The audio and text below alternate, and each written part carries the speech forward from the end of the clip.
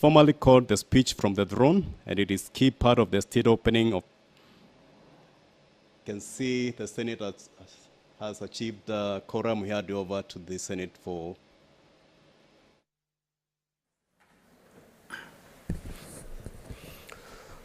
Honorable Senators, I would like to acknowledge the presence in the Speaker's Gallery this afternoon, a visiting delegation from the County Assembly of Busia. The delegation comprises 9 members and 6 officers of the Committee on Delegated Legislation who are on a benchmarking visit with their counterpart in the Senate. Honorable Senators, I request each member of the delegation to stand when called out so that they may be acknowledged in the Senate tradition. The Honorable Joseph Okoth, the chairperson. The Honorable Irene Edua. The Honorable Dalmas Onjole. The Honorable Alexander Ayeko. The Honorable Agnes Nangame. The Honorable Said Jele. The Honorable Dennis Okinda. The Honorable Mary Odongo. The Honorable John Makabwa, Maureen Ogombe, Duncan Ojas Otwoma, Brenda Kanani, Arthur Mbetera, Edwin Kanu, and lastly, Godwin Wanyama. On behalf of the Senate and on my own behalf, I extend a warm welcome and wish you a fruitful visit. Honorable Senators also wish to acknowledge the presence in the Speaker's Gallery this afternoon, 3 research officers from the County Assembly of Garissa who are in the Senate for a 1-week benchmarking visit. Honorable Senators, on behalf of the Senate and my own behalf, I extend a warm welcome to them and wish them a fruitful visit. I will allow the Senator for Busia, Senator Omtata, under 1 minute. Have a seat, Senator Omtata. The chair is on its feet. Even if you're pinched, you're supposed to stay put. I will allow the Senator for Busia under 1 minute to say words of welcome, to welcome the delegation from Busia County. And I will also allow Senator Beatrice Akinyi, under 1 minute, to extend a word welcome to the delegation from the County Assembly of Garissa. In that order, proceed, Senator Omtata.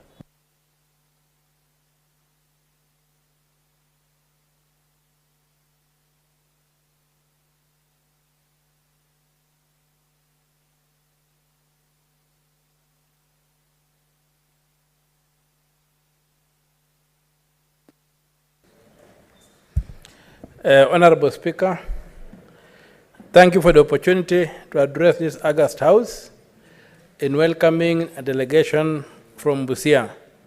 The honorable members seated here from Busia County Assembly and their support staff belong to the Jailer Committee and are here on a learning tour. They're on a study tour to familiarize themselves with the parliamentary processes, because they want to ensure that Busia flies high. They want to ensure that the bylaws that are made in Busia are bylaws that are in consonance with the Constitution and with the national legislation. So I welcome you to this August House. Feel at home, make use of the opportunities you have.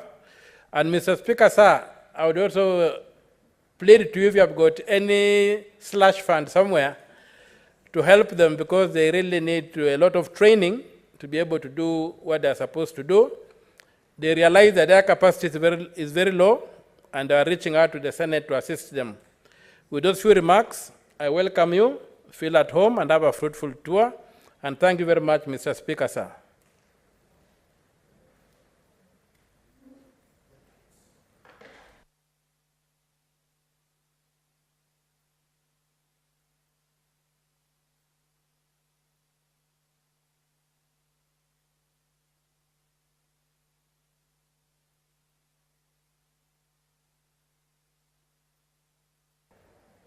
Thank you, Mr. Speaker, sir.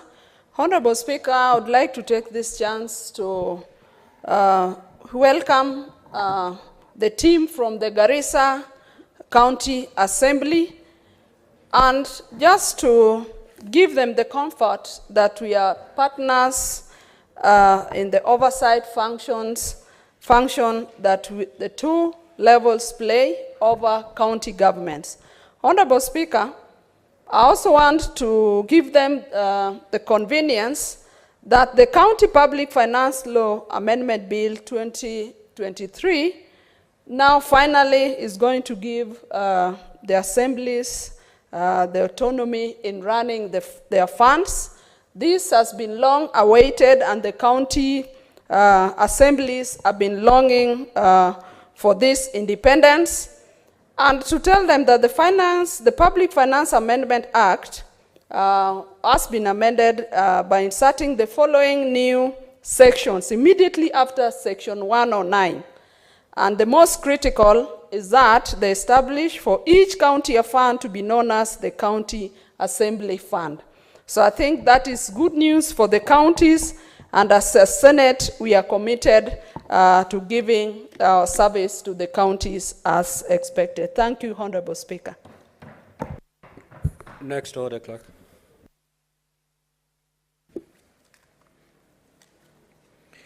Order number 3, messages. Order number 4, petitions. Senator for Busia. Senator Mtata.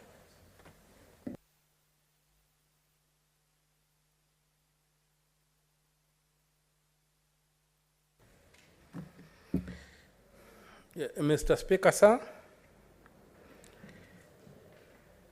I rise under, I have a petition for the protection of the right to life, health, and a clean environment, and other constitutionally protected rights and fundamental freedoms of the residents of Uyombo Village in Masangoni Ward, Masangoni Constituency, Kilifi County. We, the undersigned citizens of the Republic of Kenya and residents of Uyombe Village in Masangoni Ward, Kilifi South Constituency, Kilifi County, draw the attention of the Senate of the Republic of Kenya to the following. That Kilifi County has a population of 1,453,787 people, according to the census of 2019, and is home to 4,153 fishermen, and has a total of 199,674 families practicing agriculture on 112,879 hectares of land. The county has continued to support education programs with 1,550 ECD centers, 41 vocational training centers, 538 primary schools, and 86 secondary schools. That Uyombe Village in Masangoni Ward, that's Kilifi County, the North Coast region of Kenya, has been earmarked to play host to a nuclear reactor by the Nuclear Power and Energy Agency, NUPEA. That NUPEA is a state corporation established under Section 54 of the Energy Act of 2019 and tasked with the responsibility to promote and implement Kenya's nuclear power program.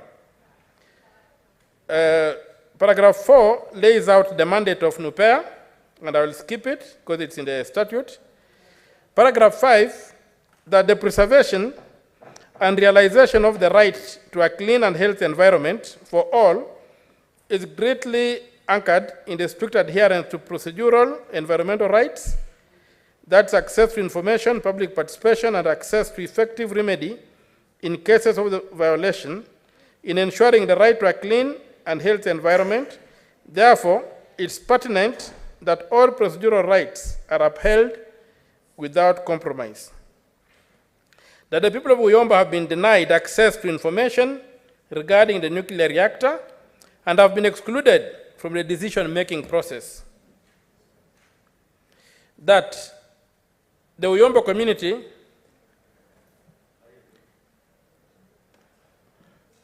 have been excluded in the participation that led to choosing the site, that no measures have been put in place for effective remedies or access to justice in cases of a nuclear spill for the people of Kilifi County. The nuclear modular reactors will use uranium in their processes. That the uranium will produce radioactive waste. That the half-life of uranium is 4.5 billion years. That this makes the project highly sensitive, risky, extremely toxic, and dangerous for the county and beyond, for people, the land, flora, and fauna, into future generations. The petition goes on to state what the report of the Presidential Task Force on the review of power purchase stated. I will not read that. It's on record. That the Ministry of Finance, therefore, as a result of that report, erred in allocating 2 billion to NUPEA. The Sustainable Development calls for prioritizing sustainability and community well-being and environmentally friendly projects to avoid social and cultural disruption. That nuclear energy is an extremely sensitive venture that requires high levels of professionalism and strict due diligence and fidelity to the rule of law. That NUPEA has exhibited a high level of mediocrity and unprofessionalism in choosing the location for the nuclear power plant. That Uyombo Reef and Mida Creek, with its mangrove system, part of the Watamu Marine National Park and Reserve, is home to many endangered species of marine life and is included in the Watamu/Malindi UNESCO Biosphere Reserve. The area attracts many special interest conservationists, scientists, and tourists who are opposed to the location of the project. This area is known as a biodiversity hotspot and must be protected at all costs. That Uyombo community also borders the Arabuko-Sakoke Forest, Nature Kenya States. Arabuko-Sakoke Forest is the last large protected fragment of the East African coastal forest and home to 4 endangered mammals and 6 threatened birds. The forest also provides sources of livelihood for the neighboring communities and ecological services for the country. It must be conserved for the people of Kenya. That the area is a home to coral reefs, mangroves, dolphins, and whales, which attract many tourists, researchers, and special interest groups. That the area, therefore, is a very sensitive and unique ecosystem, deserving for protection for Kenya's future generations, and that Kenya's tourism, with the socioeconomic benefits, must not be exposed to such high-risk ventures.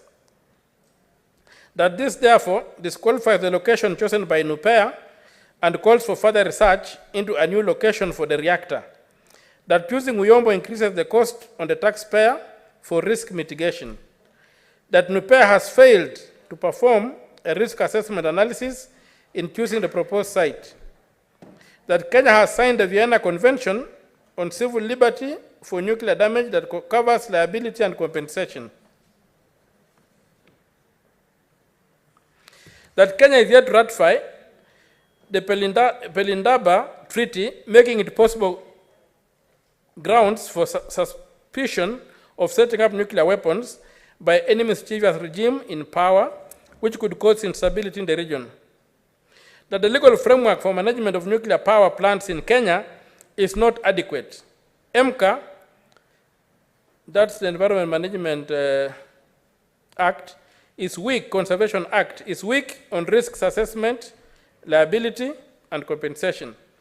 That there is no effective legal framework for disaster management in Kenya based on how floods, drought, and the Owino Uhuru-led contamination case and other disasters have been managed.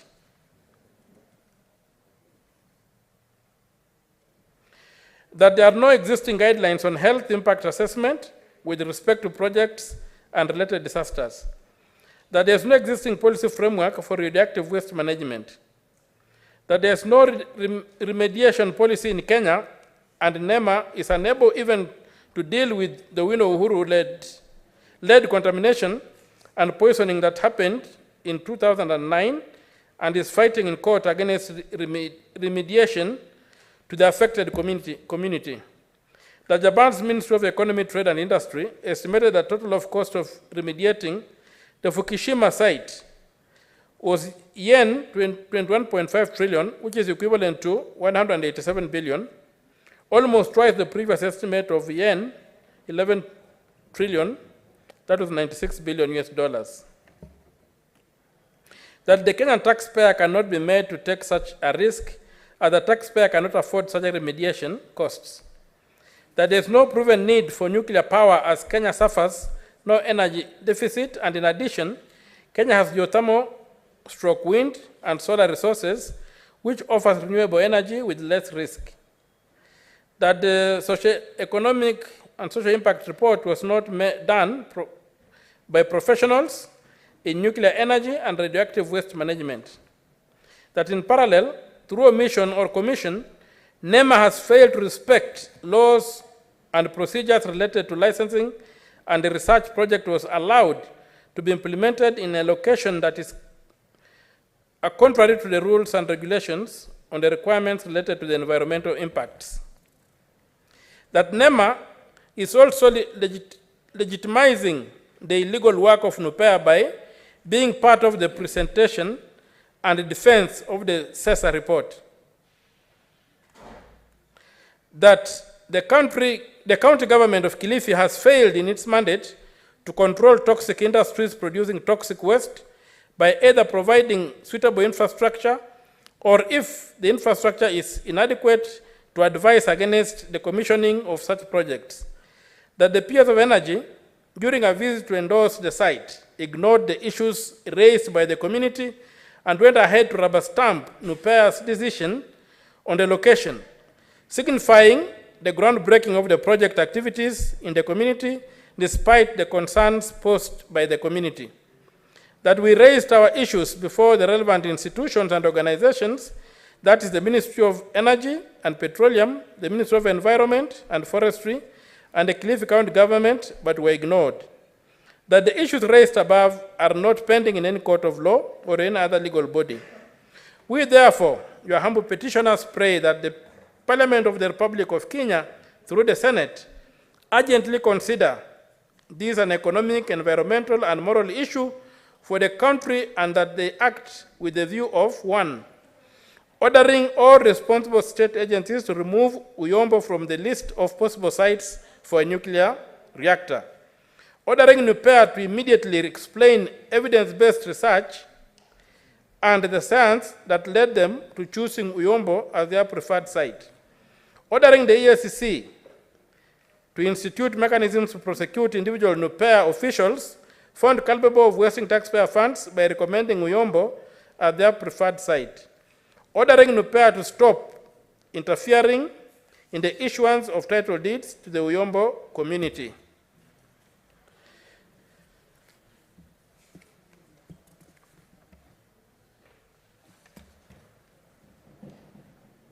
Ensuring the freedoms of the residents of Uyombo village and other Kenyans under the Constitution of the Republic of Kenya. And your petitioners will ever pray. Dated the 12th day of October, 2023, presented to the Senate by the Senator for Busia County on 30th October, 2023. Thank you, Mr. Speaker, sir. Thank you. Pursuant to Standing Order 238-1, this petition is committed to the Standing Committee on Energy, and the said committee may work jointly with the Standing Committee on Land, Environment, and Natural Resources in preparation of the report. And in terms of Standing Order 238-2, the committee is mandated to, within 60 calendar days from the date of reading the prayer, which is today, to respond to the petitioner by way of a report addressed to the petitioner and tabled on the table of this Senate. It is so directed. Next order, clerk. Order number 5, papers. The Majority Leader.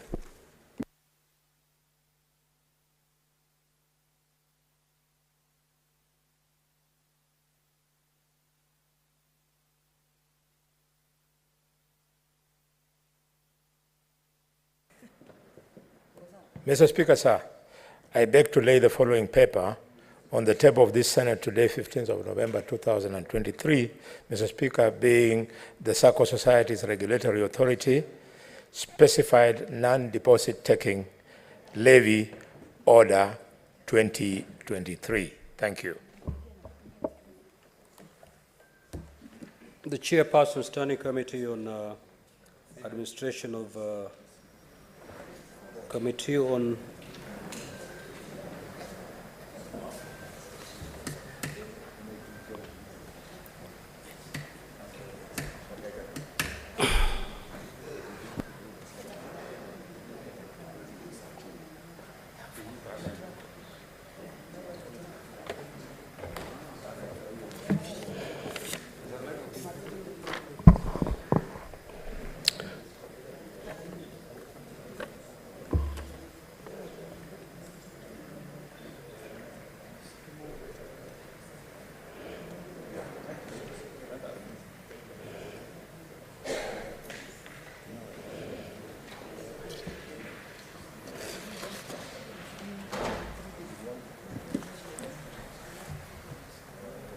the Chairperson, Standing Committee on National Security, Defense and Foreign Relations. Thank you, Mr. Speaker. Mr. Speaker, I beg to lay on the table of the House the joint report of the consideration of the request for approval by Parliament of the deployment of officers of the National Police Service to the Multinational Security Support MSS mission.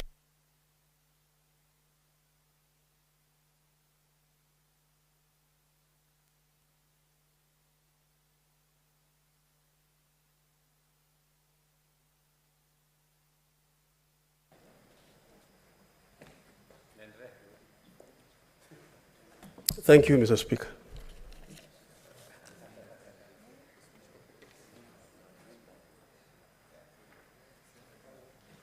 Next order, clerk.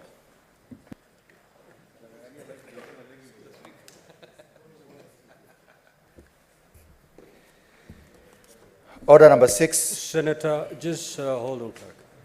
Senator Sifuna, you very well know at what point a senator ought to rise on a point of order, and this does not present that opportunity.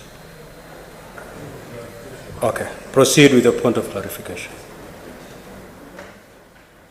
Mr. Speaker, I wanted to request your indulgence that at this order on papers, since yesterday I was required to table some papers regarding the debate yesterday, that I do it at this particular juncture. Very well. If you recall, Honorable Senators, the Honorable Senator for Nairobi, Senator Sifuna, made certain allegations, and through some points of order, he was requested to substantiate.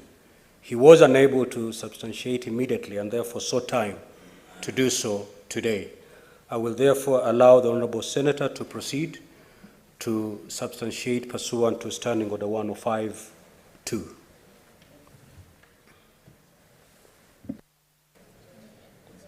Thank you, Mr. Speaker. During debate yesterday, I made certain assertions on the floor of the House and requested that you allow me time to table evidence to support the assertions that I made. There were 3 matters that I was required to substantiate, Mr. Speaker. I am going to substantiate 2 of those and withdraw 1. Mr. Speaker, the one I'm going to withdraw was on the question of whether the Wi-Fi at city markets are working. My idea of substantiation was to prepare sworn affidavits by traders at those markets to demonstrate that, in fact, those Wi-Fi hotspots do not work. Because of the time that it's taking to produce those affidavits, I want to withdraw that remark, Mr. Speaker, so that in the event that I have the affidavits ready, I will be able to make that allegation or assertion again. Secondly, Mr. Speaker, I was required to substantiate an assertion I made here that, in fact, the loan default ratio of the loans that have been disbursed under the Hustler Fund are higher than the loan default of commercial banks in Kenya. I have here with me, Mr. Speaker, an extract of the Central Bank of Kenya Annual Report and Financial Statements for 2022-2023. This report, Mr. Speaker, is available on the Central Bank statement website, official website from where I got it. And also, Mr. Speaker, it is available, just 1 minute, on the regular Monetary Policy Committee updates, which are available to members of this House. Mr. Speaker, I want to point specifically to page 27 of that report. What is your point of order, Senator Boni? Mr. Speaker, is about procedure.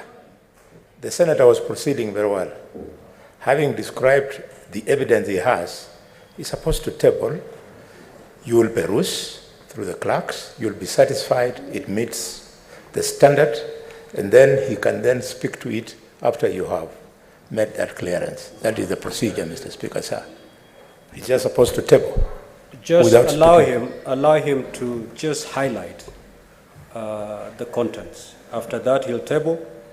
Of course, I'll have the opportunity to peruse through it and thereafter make a ruling as to whether that particular document indeed substantiates the allegations made yesterday. Thank you, Mr. Speaker. When you peruse, I want you to note page 27, where the central bank has extracts of statement of comprehensive income for commercial banks. And I have highlighted for you the loan portfolio vis-a-vis the non-performing loans and the bad loans.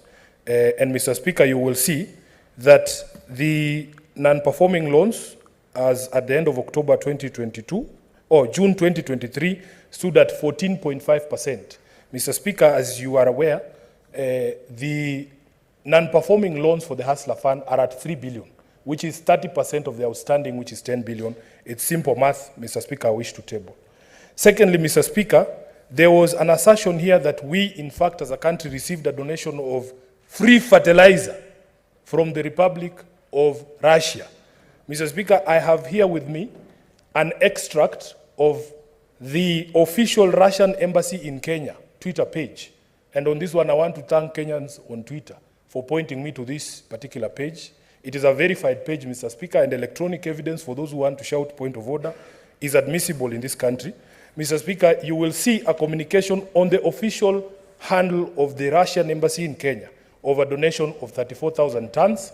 Mr. Speaker, I have gone further to attach, and I wish we would be allowed to play videos the way we were playing videos during the Kawira Mwangaza impeachment, but I have photographic evidence. Senator Sifuna, is the fertilizer in question the same fertilizer in that tweet? In fact, indeed, Mr. Speaker, that is my point. This is the free fertilizer that we were told has now been subsidized. And the point I was making is you can't subsidize something you got for free. Mr. Speaker, I have attached photographs and news items of the Cabinet Secretary responsible for agriculture receiving that consignment of free fertilizer. Mr. Speaker, I wish to table.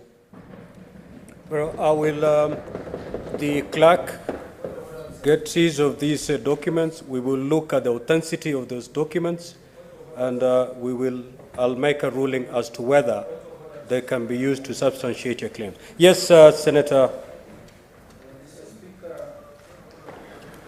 Mr. Speaker, I believe in your wisdom, but as you're perusing those documents, Mr. Speaker, it should be clear that that evidence that is being tabled there, if there was a donation, where is the evidence that that same consignment moved from where the Minister of Agriculture received it, it went to distribution areas, and it is the same fertilizer that has been given to the people of Kenya as subsidized fertilizer. Mr. Speaker, there is responsibility here. Let us stop politicking with things that deal with food and the lives of our people, Mr. Speaker. I thank you. I will peruse these documents Senator Sifuna knows the consequences of his actions, and upon perusal of these documents, if indeed they do not substantiate the claim as made yesterday, then the consequences will naturally flow. Thank you. Next, Order Clerk. Order number 6, notices of motion. Order number 7, questions and statements.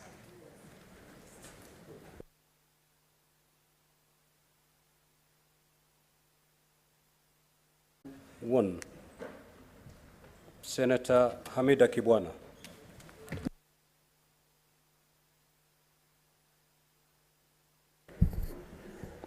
Thank you, Mr. Speaker. My statement on 52.1, Standing Order 52.1, is regarding the launch of the Time Use Survey Report.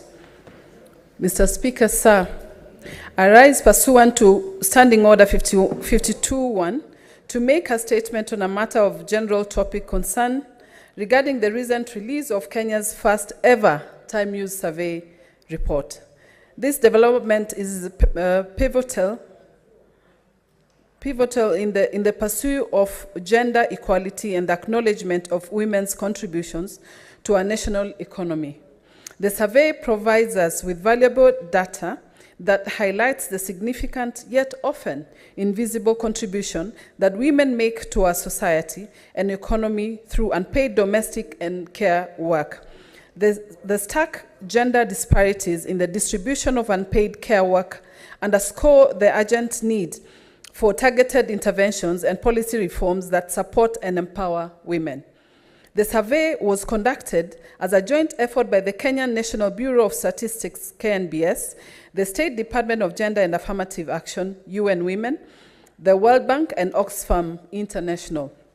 The report presents a comprehensive analysis of time use data based on the 2021 Kenya Continuous Household Survey.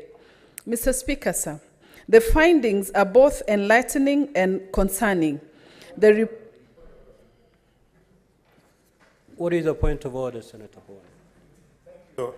Thank you, Mr. Speaker. The distinguished senator is obviously speaking to an opinion poll. And Mr. Speaker, opinion polling in this country is covered by a statute. Mr. Speaker, could she, before she makes us consume of that survey, tell us who the opinion polling agent is and whether the survey they have taken was in accordance with the law? Mr. Speaker, I say this with maximum respect to my colleague, but unfortunately, people are even doing opinion polls on telephone phones, on their phones. So what is your point? What are you? Yes, I'm requesting the member to tell us who is the opinion polling company. Just get me right, Senator Yes. Bone. Under what standing order are you basing your point of order? Thank you. Mr. Speaker, according to our standing orders, members of Parliament, 105. Which standing order? 105? 105. Okay, proceed now.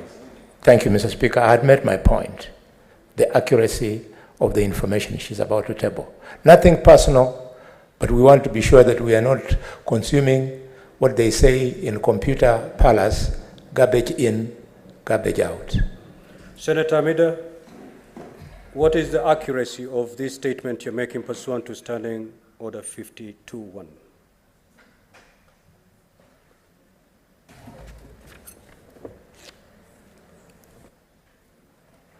Mr. Speaker, I request my colleague, Senator Kalwale, just to give me time because he has not even understood the gist of this statement. I had not even started yet. So I don't see why he would have getting jittery on this one, and yet I had not even started. Kindly give me time, and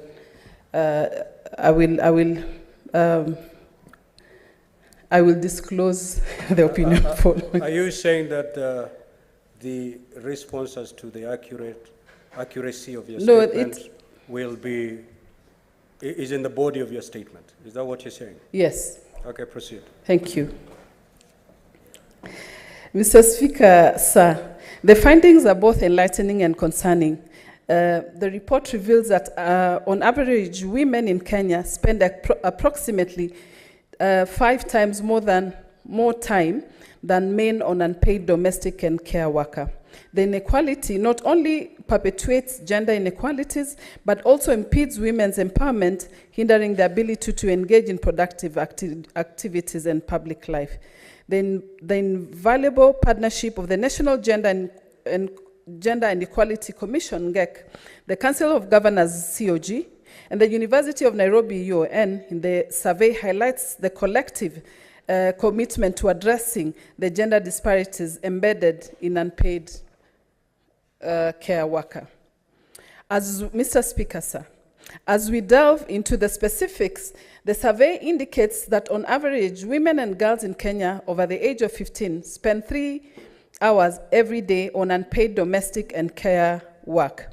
There is a significant time investment that unfortunately it is not adequately accounted for in our national economy. The geographical distribution of the unpaid work reveals additional layers of disparity. Women in Marsabit County, for instance, spend a staggering 7 hours per day on unpaid domestic and care work, nearly double the national average. Similarly, trends are observed in other counties, emphasizing the need of targeting interventions. The implications of this data are profound. The under-recognition of the contributions of women to the national economy, specifically in the realm of unpaid care work, results in an incomplete representation of our economic activity. This oversight has broader implications, including the perpetuation of the feminization of poverty and a hindrance of the full realization of women's potential in economic and social development. Mr. Speaker, sir, to address these challenges and pave the way for a more equitable future, it is imperative that we not only recognize the disproportionate burden placed on women, but also take concrete steps towards policy development and legislative reforms. The report emphasizes the need of an unpaid care and domestic work policy to legally recognize, reduce, and redistribute the workload. Furthermore, it calls for the development of labor policies that support the integration of unpaid caregivers into the labor force, establishing family-friendly working arrangements and ensuring decent terms and conditions of employment. Mr. Speaker, sir, as senators, we have a critical role to play in championing these policy changes and legislative reforms. The Time News Survey report is a call to action. It is a reminder that we must take decisive and concrete steps to address the gender disparities in unpaid care work and fully recognize and value the contributions of women in our economy and society. By doing so, we will not only be advancing the cause of gender equality and women's empowerment, but we will also be building a more just, equitable, and prosperous Kenya for all of us. I thank you, Mr. Speaker. Statements pursuant to Standing Order 53-1. Senator Hamida. Thank you, Mr. Speaker. I'll proceed with my second statement on the mental health unit desks in all institutions in Kenya. Mr. Speaker, sir, I rise pursuant to Standing Order 53-1 to request for a statement from the Standing Committee on Health on the establishment of mental health unit desks in all institutions in Kenya. In the statement, the committee should outline initiatives undertaken by the government to establish mental health unit desks in all public and private institutions in Kenya. Mr. Speaker, I repeat, in all public and private institutions in Kenya, explaining any coordination with mental health professionals and organizations to provide timely interventions and support. State plans, number 2, by the government to ensure that the mental health unit desks in institutions have adequate resources and qualified personnel to assist in conducting regular awareness campaigns, workshops, and seminars.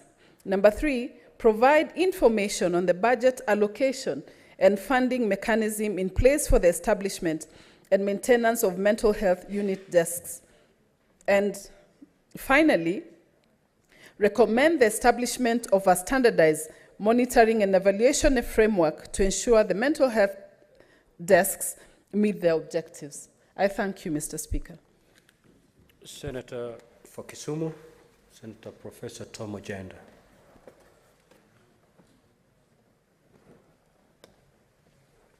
Thank you, Mr. Speaker, sir. I have 3 statements. The first statement, Mr. Speaker, sir, is on the provision of agricultural extension services in Kisumu County. I rise pursuant to Standing Order 53-1 to seek a statement from the Standing Committee on Agriculture, Livestock and Fisheries regarding the provision of agricultural extension services in Kisumu County.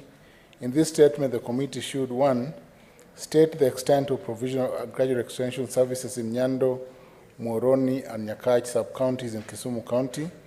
2, state measures put in place to upscale provision of agricultural extension services in the 3 sub-counties.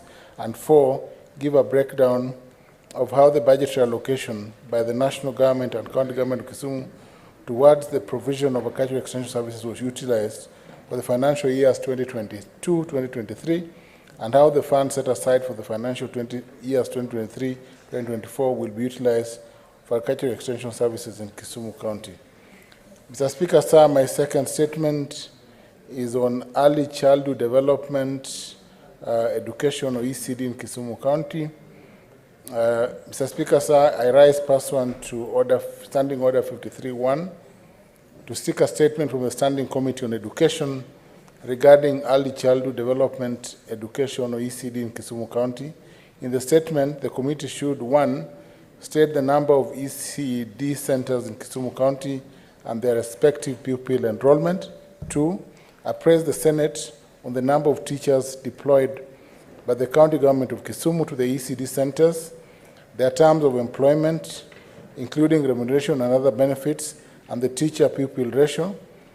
3, provide a report on the level of national and county government investments in infrastructure development and teacher training in ECD centers, stating the budgetary allocation at both levels of government, disclosing any donor funding for infrastructure development and promotion of quality childcare in the centers for the financial years 2023-2024, and 4, outline any measures put in place by the county government to optimize the teacher-pupil ratio in ECD centers within the county. Mr. Speaker, sir, my last statement is on pending bills accrued by the county government of Kisumu. I rise pursuant to Standing Order 53-1 to seek a statement from the Standing Committee on Finance and Budget on the pending bills accrued by the county government of Kisumu.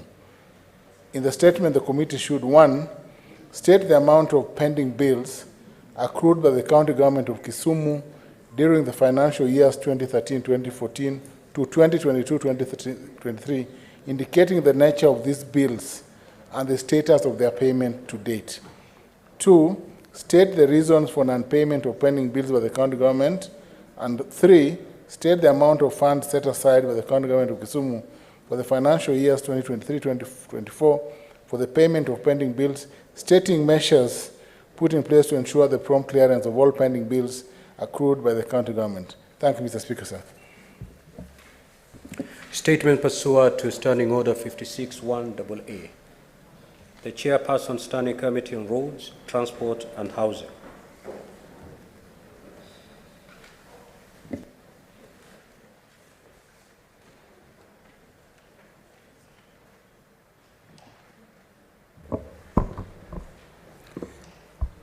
Thank you, Mr. Speaker. I am not the chairman of Transport, but I'm a member of that committee, Mr. Speaker. So I'm reading on behalf of the chairman. Mr. Speaker, sir, Standing Order 56-1 provides that a chairperson of a committee may make a statement relating to a matter of which the committee is responsible. Mr. Speaker, sir, pursuant to Standing Order 56.1, I wish to issue a status report on the progress of consideration of the following 6 statements. A. Statement by Senator Crasto Asige, MP, regarding retesting of public service vehicle, PSV, upon expiry of their driving licenses. B. Statement sought by Senator Joseph Kamau, MP, regarding the construction status of the road connecting Lake Kenyatta Primary School to Ziwa Junction, Lamu County. C. Statement sought by Senator Kadhuri Murungi, MP, on the progress of the evaluation of tenders and commencement of dwelling works of Meru Town Roads B6/A9 Project Phase 1. D. Supplementary information on, to a statement on illegal diversion of staff training funds from the accounts of Kenya Maritime Authority. E. Statement by Senator James Kamau Murango, MP, regarding speeding by drivers transporting miraa in parts of Kirinyaga County. And F. Supplementary information to a statement by Senator Beatrice Ogola, MP, regarding death of border riders and their passengers by sugarcane trailers of a local sugar miller, Sukari Industry, in Viwa constituency. 1. Statement by Senator Crasto Asige, MP, regarding the testing of public service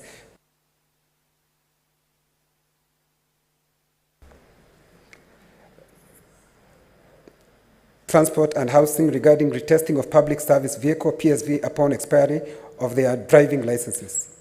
In the statement, the committee was requested to A. Explain the justification and criteria for retesting of holders of driving licenses with class endorsement B3, D1, D2, D3, C, C1, CE, and CD upon the expiry of holder licenses, and as communication by the National Transport and Safety Authority, NTSA, on 20th June 2023, stating the associated fees. B. State the professional qualification requirements for individuals conducting the retest. C. State whether the proposed biometric licenses are obligatory, specifying which category of drivers would be required to obtain them and the cost associated with obtaining a biometric license, explaining the difference in cost, if any. And D. Shed light on the extent to which representatives of long-distance drivers and conductors associated were involved in arriving at a decision by the NTSA to retest drivers holding the said driving licenses. Mr. Speaker, sir, in response to the request by Senator Christo Asig, MP, the committee sought and received a response to a statement from the Cabinet Secretary, Ministry of Road and Transport. At its sitting held on 12th October 2023, the committee considered the response to the statement and observed that the response was unsatisfactory and sought supplementary information. The committee will therefore pursue the supplementary issue raised in the statement to its conclusion. In statement 2, statement sought by Senator Joseph Kamau, MP, regarding the construction status of road connecting Lake Kenyatta Primary School to Uziwa Junction, Lamu County. At a sitting of the Senate held on Wednesday, 31st May 2023, Senator Joseph Kamau, MP, sought a statement regarding the construction status of road connecting Lake Kenyatta Primary School to Uziwa Junction, Lamu County. In the statement, the committee was requested to A. Provide details of the tender for upgrade of the road from earthen to concrete, paving blocks, including the date, identifying the contractors who won the award, the amount of funds allocated for the project, and the scope of work to be undertaken. B. Clarify whether the Ministry of Roads and Transport is aware that the work was done, but the concrete paving blocks were subsequently removed by the contractor, and if so, state the reason for the same. And C. State the measures in place, if any, by the government to have the road reconstructed to the specifications provided in the tender award, providing the timeline for completion of the project. Mr. Speaker, sir, in response to the request by Senator Joseph Kamau, MP, the committee sought and received a response to the statement from Cabinet Secretary, Ministry of Roads and Transport. At its sitting held on 12th October 2023, the committee considered the response to the statement and observed that the response was unsatisfactory and sought supplementary information. The committee will therefore pursue the supplementary issue raised in the statement to conclusion. Statement sought by Senator, the third statement, Mr. Speaker, was the statement sought by Senator Kaduri, MP, on progress of evaluation of tenders and commencement of dwelling works of Meru Road B6/A9 project phase 1. At a sitting of the Senate held on Wednesday, 12th April 2023, Senator Kaduri Murungi, MP, sought a statement regarding the progress in the evaluation of tenders and commencement of dwelling works of Meru Town Road B66/A9 project phase 1. In the statement, the committee was requested to A, appraise the Senate on the status of evaluation of tenders number Kenha 2536/2022 and Kenha 2540/2022 for dwelling consultancy services for construction and supervision of Meru Town Road B66/A9 phase 1 works, noting that the two tenders were closed on 18th March 2022 and 22nd March 2022 respectively. State reason for this delay in completion of evaluation process, and C, state when the dwelling of Meru Town Road B66/A9 project phase 1 will commence, giving the projected date of completion, stating measures, if any, being taken to ensure that the project will be completed within the scheduled timelines and budget. Mr. Speaker, sir, in response to the request sought by Senator Kaduri Murungi, MP, the committee sought and received response to the statement from the Cabinet Secretary, Ministry of Roads and Transport. At its sitting held on 12th October 2023, the committee considered the response to the statement and observed that the response was unsatisfactory and sought supplementary information. The committee will therefore pursue the supplementary issue raised in the statement to its conclusion. Mr. Speaker, the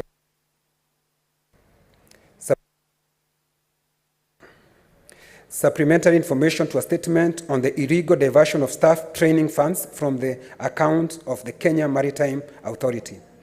At the sitting of the Senate held on 8th November 2022, Senator Mohamed Faki, MP, made a statement on illegal diversion of staff training funds from the accounts of Kenya Maritime Authority. The committee received a response to the statement from the Cabinet Secretary, Ministry of Mining, Blue Economy and Maritime Affairs, and considered it on 28 February 2023, where the committee sought the following supplementary information to the statement. A, whether a maritime attaché at the Kenya High Commission in London was appointed. B, copies of documentation used in compliance of Section 43(1) of Public Finance Management Act and Regulation 48(1) of the Public Finance Management National Government Regulation 2015 during the budgetary allocation of funds from the staff training budget vote to the establishment of the Office of Maritime Attaché in London, and C, copies of agreement negotiation of Kenya Maritime Authority, KMA, with shipping lines, ships and classification society that offered free training discounted training cost of KMA employees. Mr. Speaker, sir, the committee received a response to the supplementary information sought and considered it on 17th of October 2023. The committee observed that the response was unsatisfactory and resolved to invite the Kenya Maritime Authority on Thursday, 2nd November 2023 to clarify on the issue of staff training. The fifth statement, Mr. Speaker, the statement by Senator James Kamau Murango, MP, regarding speeding by drivers transporting miraa in parts of Kirinyaga. At a sitting of the Senate held on Wednesday, 16th November 2022, Senator James Kamau Murango, MP, requested for a statement from the Standing Committee on Roads, Transportation and Housing regarding speeding by drivers transporting miraa in parts of Kirinyaga. In the statement, the committee was requested to A, appraise the Senate to the extent of compliance to provisions stipulated in the Traffic Act by drivers transporting miraa. B, state the measures put in place, if any, to curb accidents caused by drivers who continue to create havoc on Ndenderoko, Gathigiriri, Preston Road, and Dhifa, Red Soil, Morufara, and Gurubani areas in the county. And C, emulate the action being taken by the government to ensure peaceful coexistence among road users, including motorists, cyclists, and pedestrians, and dealing strictly with traffic offenders to curb cases of traffic offenses and accidents. The committee received a response to the statement from the Cabinet Secretary, Ministry of Roads and Transport, and considered it on Tuesday, 25th April 2023, where the committee resolved and sought the following supplementary information. A, the National Transport and Safety Authority should strictly enforce the Traffic Act on Miraa transport drivers who contravene the Act. B, the Ministry of Roads and Transport should engage Miraa transporters through their circles and association and develop a sensitization program for compliance of Traffic Act by Miraa drivers. And C, the Ministry of Roads and Transport to submit a report to the committee on the implementation of proposed interventions to improve road safety as stated in the response to the statement. Mr. Speaker, sir, in response to the request sought by Senator James Morango, MP, committee sought and received a response to the statement from the Cabinet Secretary, Ministry of Roads and Transport. At its sitting held on 17th of October 2023, the committee considered the response to the statement and observed that the response was satisfactory and therefore concluded the statement. Mr. Speaker, the last statement was sought by Senator Beatrice Ogola, MP, regarding the death of boda riders and their passengers by sugarcane trailers of a local sugar miller, Sukari industry in Thiwa constituency. At a sitting of the Senate held on 15th November 2022, Senator Beatrice Ogola, MP, requested for a statement from the Standing Committee on Roads, Transport and Housing regarding death of boda riders and their passengers by sugarcane trailers of a local sugar miller, Sukari industry in Thiwa constituency. In the statement, the committee was requested to A, explain why cane trailers belonging to the local miller in Thiwa, Sukari industry transport sugarcane at night when visibility is poor, leading to frequent cases of accident, specifically involving boda, their passengers and other pedestrians, noting that local access roads are very narrow and the trailer roads of cane are abnormally big. B, state whether recent cases of accidents involving cane trailers of said company, boda riders and other road users, where approximately 20 people have lost their lives and dozens injured, have been investigated and culprits brought to book. C, caused the sugar miller to clear cane trailer breakdown along the road, prompting, noting inordinate delay in clearing broken down cane trailers from the roads continues to pose danger to road users. D, explain whether families of persons who have lost their lives or sustained injuries arising from accidents involving cane trailers and boda have been compensated by sugar millers, where investigation have found the miller culpable. And E, outline plans, if any, by the Kenya National Highway Authority, KENHA, the Kenya Rural Authority, KERA, as well as the county government of Homa Bay, to expand local access roads and repair dilapidated sections, as well as clearly mark the roads with appropriate signage. The committee received a response to the statement from the Cabinet Secretary, Ministry of Roads and Transport, and considered it on Thursday, 27th April 2023, where the committee resolved and sought the following supplementary information. A, data on the accidents that have occurred in Thiwa constituency since 1st December 2022 to 31st March 2023, and indicate the cause of the accident, the roads along which the accident occurred, the owners of vehicles involved in the accident, the fatalities, stroke injuries per accident, and the actions taken as a result of accidents by the NTSA and NPS, and B, whether there are any application and grants made for exemptions of road capacity by sugarcane trailers in Dhiwa constituency. Mr. Speaker, sir, in response to the request by Senator Beatrice Ogola MP, the committee sought and received a response to the statement from the Cabinet Secretary, Minister of Road and Transport. At a sitting held on 17th of October 2023, the committee considered the response to the statement and found the response to be satisfactory and therefore concluded the statement. Mr. Speaker, sir, the committee has noted with concern the high rate of death, over 4,500 per year, arising from increased road accidents in the country, and in such, the committee has scheduled to hold a meeting on 7th of October 2023 with stakeholders involved in roads safety awareness and sensitization, so as to deliberate on actions that should be taken to reduce the number of road accidents.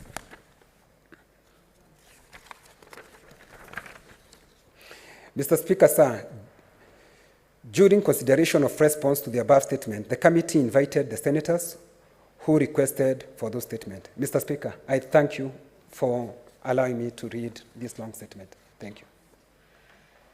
Next order, clerk.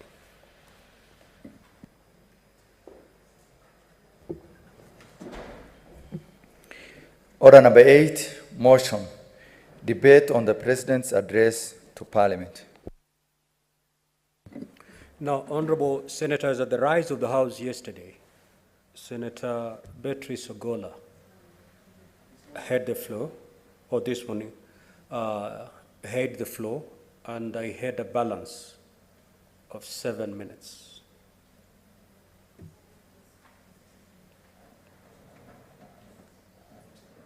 She's not in.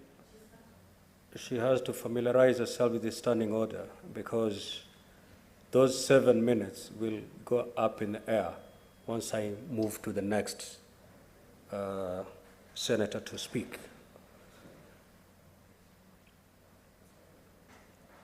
He's not in the House. Senator Essie.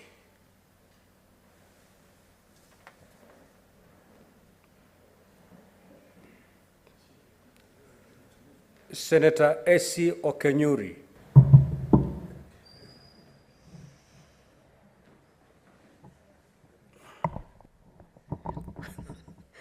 Thank you, Mr. Speaker, for this opportunity.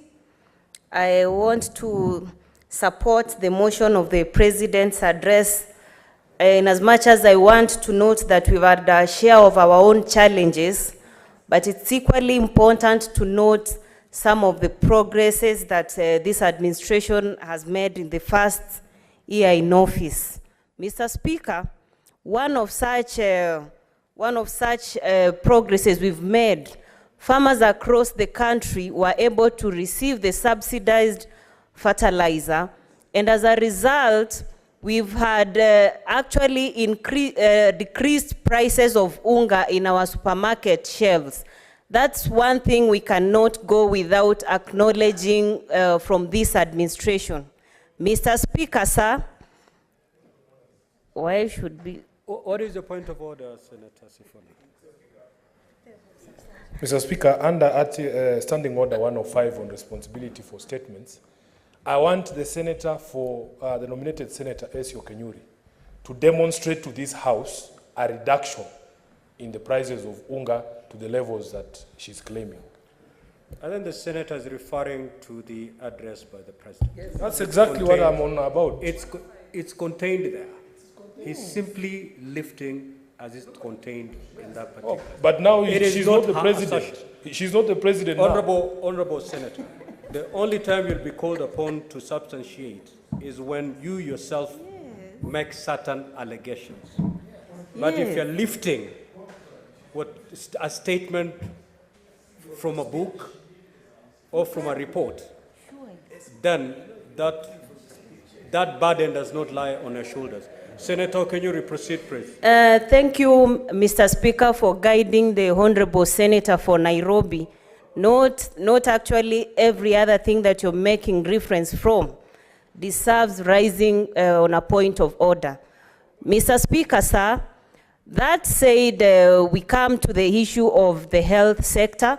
whereby we saw the community health promoters whom we now have across the country. I had a one-on-one encounter with community health promoters the other time, the Senate Health Committee, in their county tours in Nyamira, Ekerenyo, where we visited in our inspection visits. And I can assure you, even the people at the locality were very happy to see this new development because services were getting closer to them. And like initially where they only relied on having to travel all the way to the health facility, they can actually get advice and help at a grassroots level where before they actually seek for specialized support in hospitals. Mr. Speaker, sir, those are one of the best developments we have because a healthy nation is a nation that is able to even work on themselves and get economic status that will actually support them, support their families.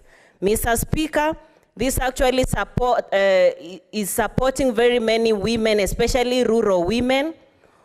For the other day, the Senate was in Turkana, and for the senators in the Health Committee who had an opportunity to visit the dispensaries in Turkana County, you can actually concur with me as to why we dearly needed these community health promoters. If women in rural parts of Turkana are not able to access dispensaries because of the distance, why don't we make it easier for them? Because I equally realized they are conservative community and the women would not want to be exposed, especially when they visit these facilities during delivery. So this is a very good way of making services get closer to the people, also accommodating their interests.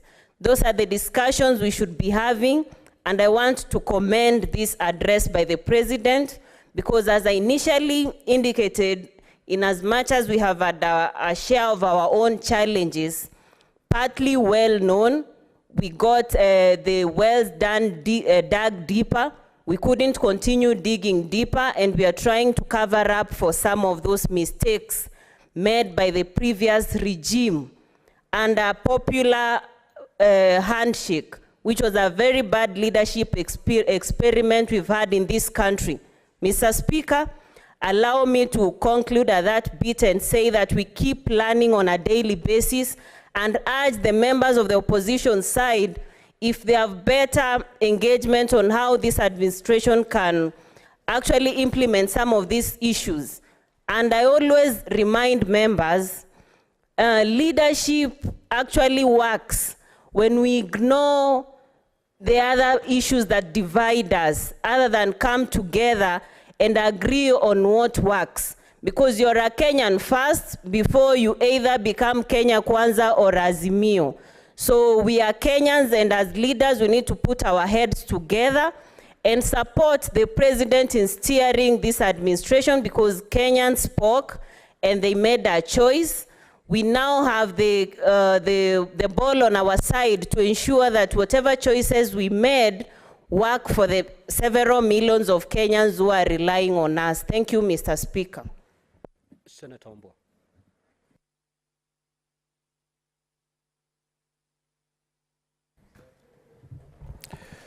The Speaker, I thank you for this opportunity to also add my comments to the address by the President. The Speaker, I would seek your guidance first before I make my comments on whether you have ruled on the admissibility of the statements and documents laid by Senator Sifuna to substantiate his claims on the floor, and specifically in relation to the issue of the fertilizer subsidy. Because the Speaker, in my comments, I want to touch on that issue of the fertilizer, but I don't want the wrong impression to be created that I am commenting on a matter that you have not made a ruling on, the Speakers. The Honourable Senator, if you're keen, I said that I will look at those documents on whether they are admissible or not, that can only be after I've looked at them. And therefore, the first thing I'll have to pronounce myself on is the admissibility of the documents that have been laid there. Once they're admissible, then I'll proceed to the second lead, whether they are sufficient to substantiate the claim that was made yesterday. And if I find that they are not they're inadmissible, then of course the matter rests right there. So that is a ruling that I'll make first thing tomorrow when we resume the House. Well guided, the Speaker, so I'll see how to navigate my comments. Mr. Speaker, first of all, I want to say on record that before I joined the Senate in the year 2017, I was a senior editor in this country. And I used to dispatch journalists to cover this very event, the joint address of the President by the President of Parliament. Mr. Speaker, the first question that I would detail my journalists to ask members of Parliament before the address would be, what are your expectations on this statement, on the statement of the President? And after that, then I would debrief them on whether the expectations had been met. The Speaker, now I am seated here as a senator, as a leader in this country. I must confess that going by the trend that I've seen this administration conduct itself in public and the suffering that the people of this country have been subjected to by this administration, I did not have any expectations on that address. And so, the Speaker, having made that statement, I would want to inform us that the Speaker, Article 132 of the Constitution, the entirety of that article, places an obligation on the President to address Parliament. In fact, the Speaker, even just a casual reading of that article would demonstrate that the President's address to Parliament is the first obligation, it is the first function assigned to the President. So it cannot be a matter of just ticking boxes, that I have done this, I've done that. It must be an address that, Mr. Speaker, brings change and inspires hope in the nation through the leadership of Parliament. The Speaker, the requirements are very clear and very simple, that the President should address us as representatives of the people of this republic on the state of the nation. Where are we as a country? He is supposed to address us on the measures that have been put in place by his administration and the progress made in realization of the national values and principles of governance as captured in Article 10 of the Constitution. And lastly, Mr. Speaker, is supposed to address us as representatives of the people on the state of our national security. Are our borders safe?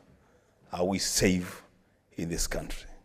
That is what the Constitution requires the President to do. Mr. Speaker, having gone through the address of the President over and over again, I must say I am extremely disappointed.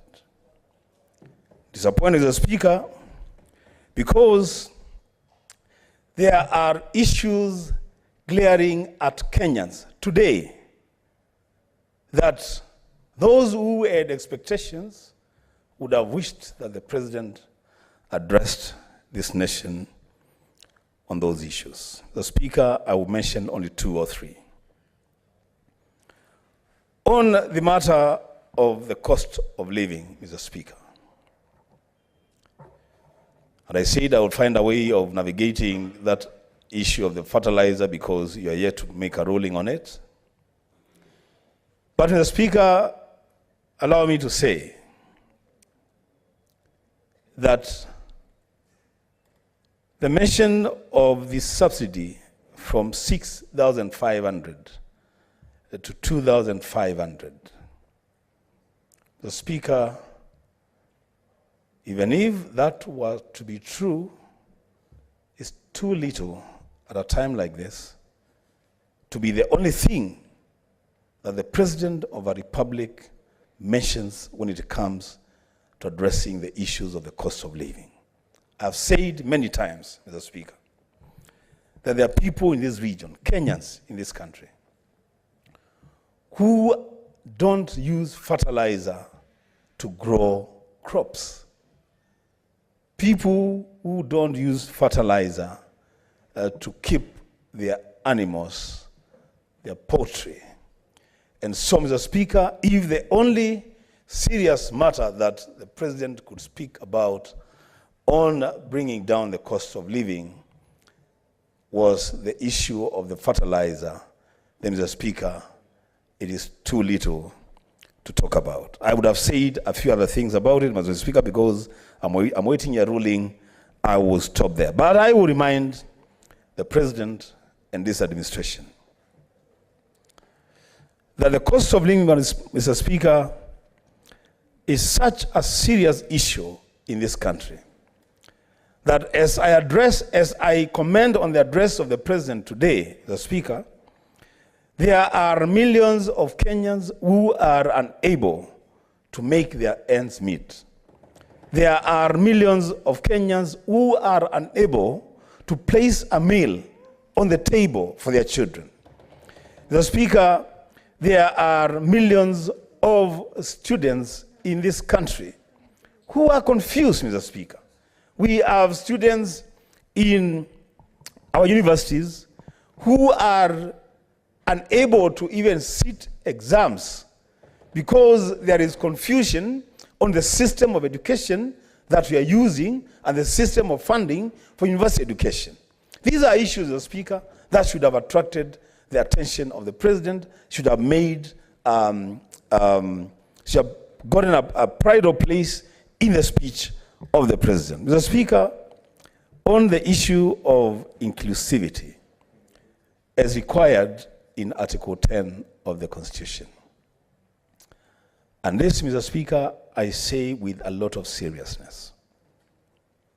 A few months ago, we concluded the recruitment of servicemen and women. What is the point of order, Senator Boni? Accuracy of speech. Is the Senator of Kitui, in order to mislead the Republic, who might not have followed the President's speech during the joint sitting, that the President did not highlight the important matter of education? Indeed, Mr. Speaker, he did so in bullet 53, 54, 55, and finally, Mr. Speaker, bullets 56, 57, 58, 59, and 60. Is he in order?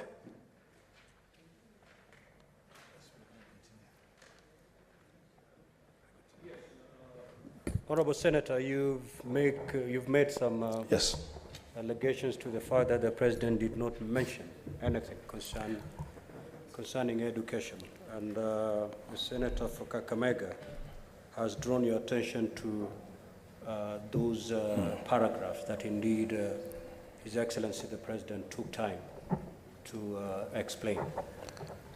Mr. Speaker, I don't know whether the Senator for Kakamega has already made his contribution on this matter, but that's fine. The Speaker, because I have my time to make my contribution, if he listened to my opening statements, I said that this is not just an act of ticking boxes and telling people who are starving that you know you are starving. They already know. What I'm talking about is providing solutions to the challenges that face our university education, our secondary education, our system of education, our system of funding of our education system. Those are the things I'm talking about. Not just mentioning that these things are happening, because we already know that there is a problem. We are looking for solutions. The Speaker, on the issue of the inclusivity as required in Article 10 of the Constitution, I was saying that a few months ago, there was a recruitment of servicemen and women to join the Kenya Defense Forces. I raised a question on the floor of this House, seeking to know why the sub-county called Tharaka in Kitui County had been denied an opportunity to have a recruitment center for the servicemen and women joining the KDF.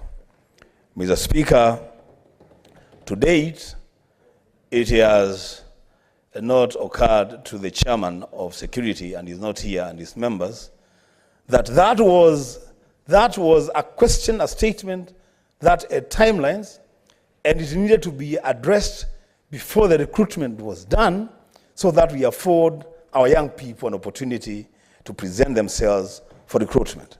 Mr. Speaker, I will be requesting this House, on account of the requirement by law, by the Constitution, that the President must be guided by the principle of inclusivity when it comes to access to opportunities in this country.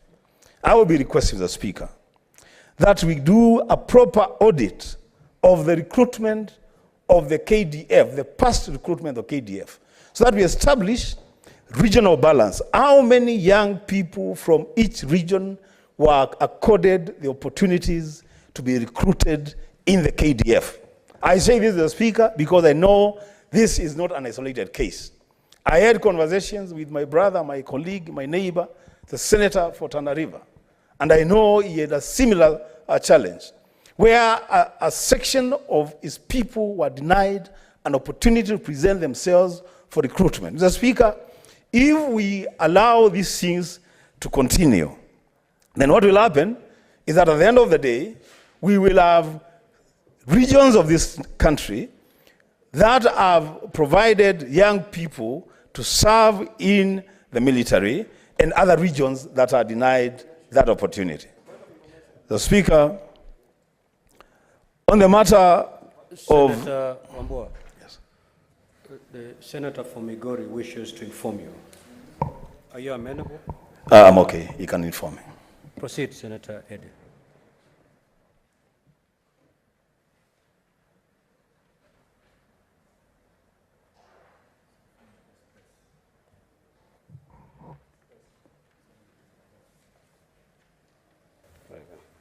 Thank you so much, Mr. Speaker. The issue that the Senator of Kitui has raised is a very close issue to my heart. The issue around inclusivity, not only in the recruitment of KDF, but also in the general recruitment in the public sector. And I wanted to inform the Senator of Kitui that I actually have two statements that I've forwarded to the relevant committees. One, I did forward to the CS, the Committee on Labor, to scan and give us that proper audit on public service, the entire public service of the country. And yesterday, I also did submit a statement here for the Ministry of Defense to give us exactly how this recruitment were done, but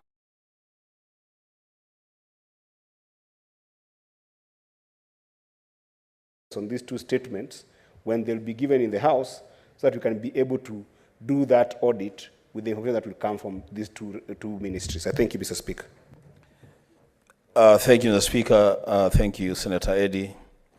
I will indeed take more than passing interest in the response to those statements. And Mr. Speaker, while at that, because I have the floor, Mr. Speaker, we must also find, either administratively or otherwise, a way of getting chairpersons of committees to fast-track responses to statements.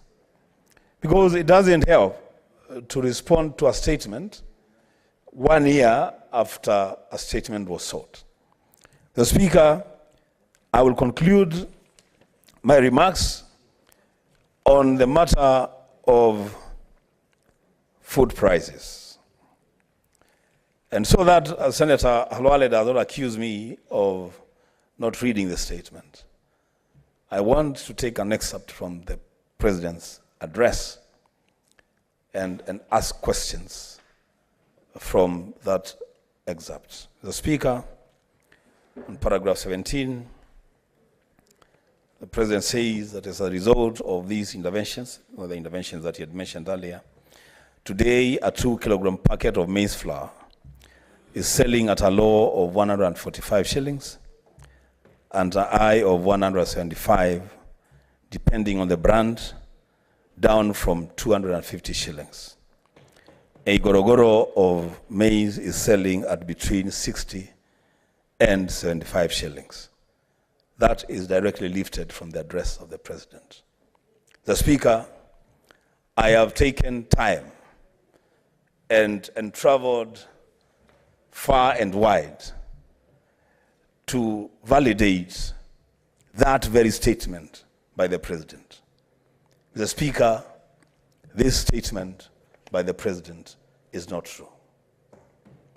I was in Vihiga County, Luanda, on Sunday, and I took the pain to go around and ask the people of Luanda whether the price of gorogoro was retailing at 70 shillings. And all of them said the least that you can get is 90 shillings. But in most cases, it's 100 and 110 shillings. Mr. Speaker, today, I sent my people from my office, my staff, paid by the Parliamentary Service Commission, to go around the supermarkets and establish the price of maize flour. And they returned the verdict that the lowest that they found was 149, and the highest was 235 shillings. Mr. Speaker, I know that the President relies on the advice of his technical team to deliver certain speeches. On this one, they have left a lot of egg on the face of the President. They have misled him, and he has miscommunicated to this nation. Mr. Speaker, the matter of food prices in this country, it doesn't know political affiliations. It doesn't matter whether you subscribe to the ideals of the Kenya Kwanza administration or the ideals of the Azimio government in waiting. It doesn't matter. The Speaker, the only thing that matters is that people want to have food on the table. And this government, Mr. Speaker, has done too little to deal with the matter of the cost of living. I am happy, Mr. Speaker, that we have the National Dialogue Committee that is Senator Sigay.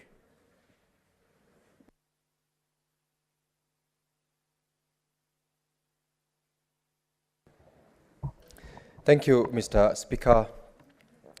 I first of all want to appreciate the fact that the Honorable Senator Wambua indeed can acknowledge that this particular speech made reference to some commitments which were made, and also those commitments have already been achieved to the benefit of the Kenyans. Mr. Speaker, his option to tell us that last Sunday he was in Rwanda and he also went ahead to confirm the prices is not what has been given in the speech is also something that I can say. I come from an agricultural zone where the prices sometimes even are below that which the President quoted in his speech. Mr. Speaker, I must appreciate the fact that we have had challenges, and this is truly acknowledged in the speech by the president that indeed when we came into office, we had as much challenges as those which were given in the speech and those which were not given. History will never be forgotten as you push towards achieving the plans that you have. And the frankness in the speech by the president, in the commitments which were made, and the achievements which have been made cannot be ignored. We cannot, Mr. Speaker, say that we have achieved 100% of the promises which were made. That one is acknowledged. But where were we and where we are is something that the speech indeed acknowledged in a number of its provisions. One of which, Mr. Speaker, is the cost of living. Honorable Speaker, the President indeed acknowledged in very many paragraphs. Out of this, I can very well recall that paragraph 15 of 102 speech by the President is where he indeed made specific comments on the efforts the government has done. And it's true, he has acknowledged, my colleague has acknowledged the fact that one of the items that the National Dialogue Committee has given itself to discuss and come out with a proposal on how to deal with is the cost of living. And in that particular speech, Mr. Speaker, it is acknowledged that it is not, it's not a one-off thing. It's not something that we can just go across in the shops and buy. A cost of living, or the cost of living is a process. It is something that begins somewhere and takes time. And one of the ways within which the cost of living has been addressed by this administration is on the effort that we have been told in the speech about the agriculture sector. The support with which the government has given is not only towards bringing down the cost of maize. It has gone across. It deals with maize, it deals with milk, where there are efforts to ensure that we add value to the produce from our farmers, and by extension, we will fetch better prices in the market. That same effort is in enlisting the farmers so that we have a database of who are the people whom we need to reach out to in order to get government support. We acknowledge the fact that not all of us are farmers. Even in this particular house, Mr. Speaker, not all of us can also do the same thing. There are various people with various engagements and commitments where this particular speech acknowledges that those who are in agriculture are supported. Those who are in business are supported. And in this case, there is particular reference to the people in the small sector holdings, where the Hustler Fund, which they have intentionally decided to say it has not helped, is acknowledged. This is an approach that the government made in its campaign to reach out to the small business community. And indeed, the statistics which you were given has confirmed that it is not only the small business people who have borrowed this money, it has gone beyond that. And the second phase of this fund, Mr. Speaker, has equally been alluded to, where instead of reaching out now to the single business entrepreneurs, we've gone to groups where, by extension, we are going to support them by borrowing. This borrowing, Mr. Speaker, touches the business community in two ways.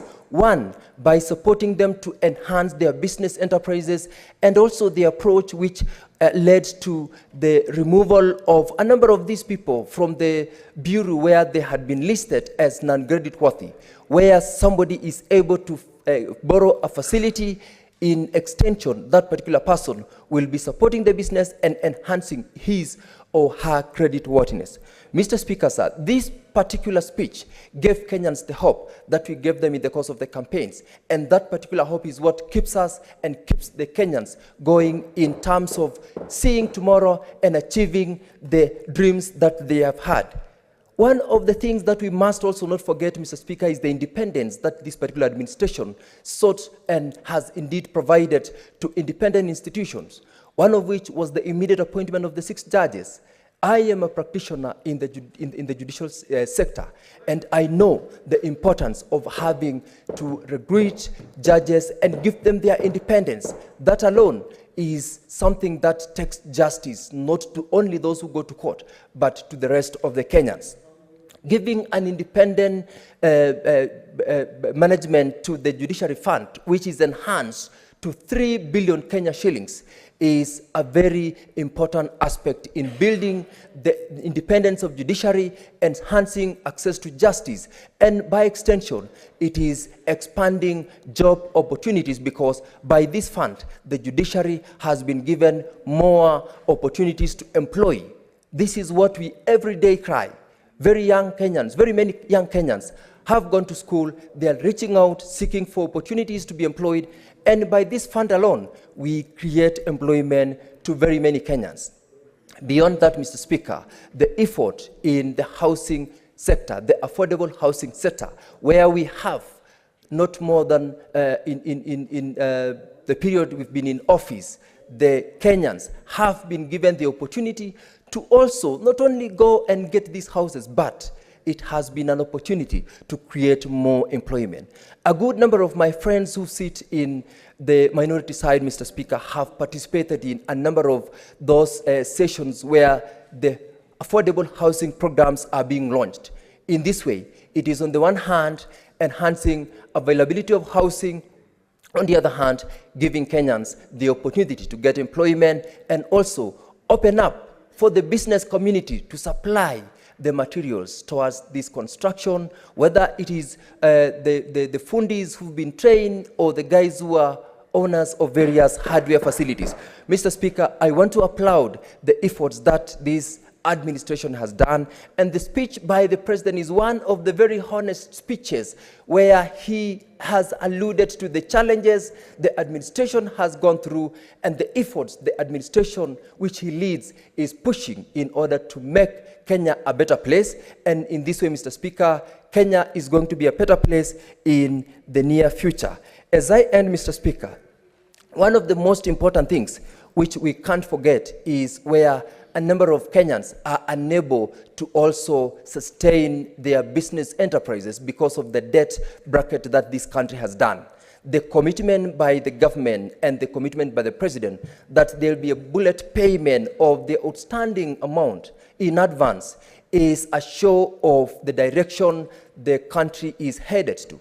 And I am sure where we are able to make this payment by December as committed by the president in his speech, we are going to be opening up this country so that investors can also have confidence to come across, and also the rest of the world where we have, by the way, by a number of the visits that the head of state has made, been opening up Kenya for investments globally. Mr. Speaker, I want to applaud and ask that the effort this administration is doing goes towards making Kenya a better place to live in.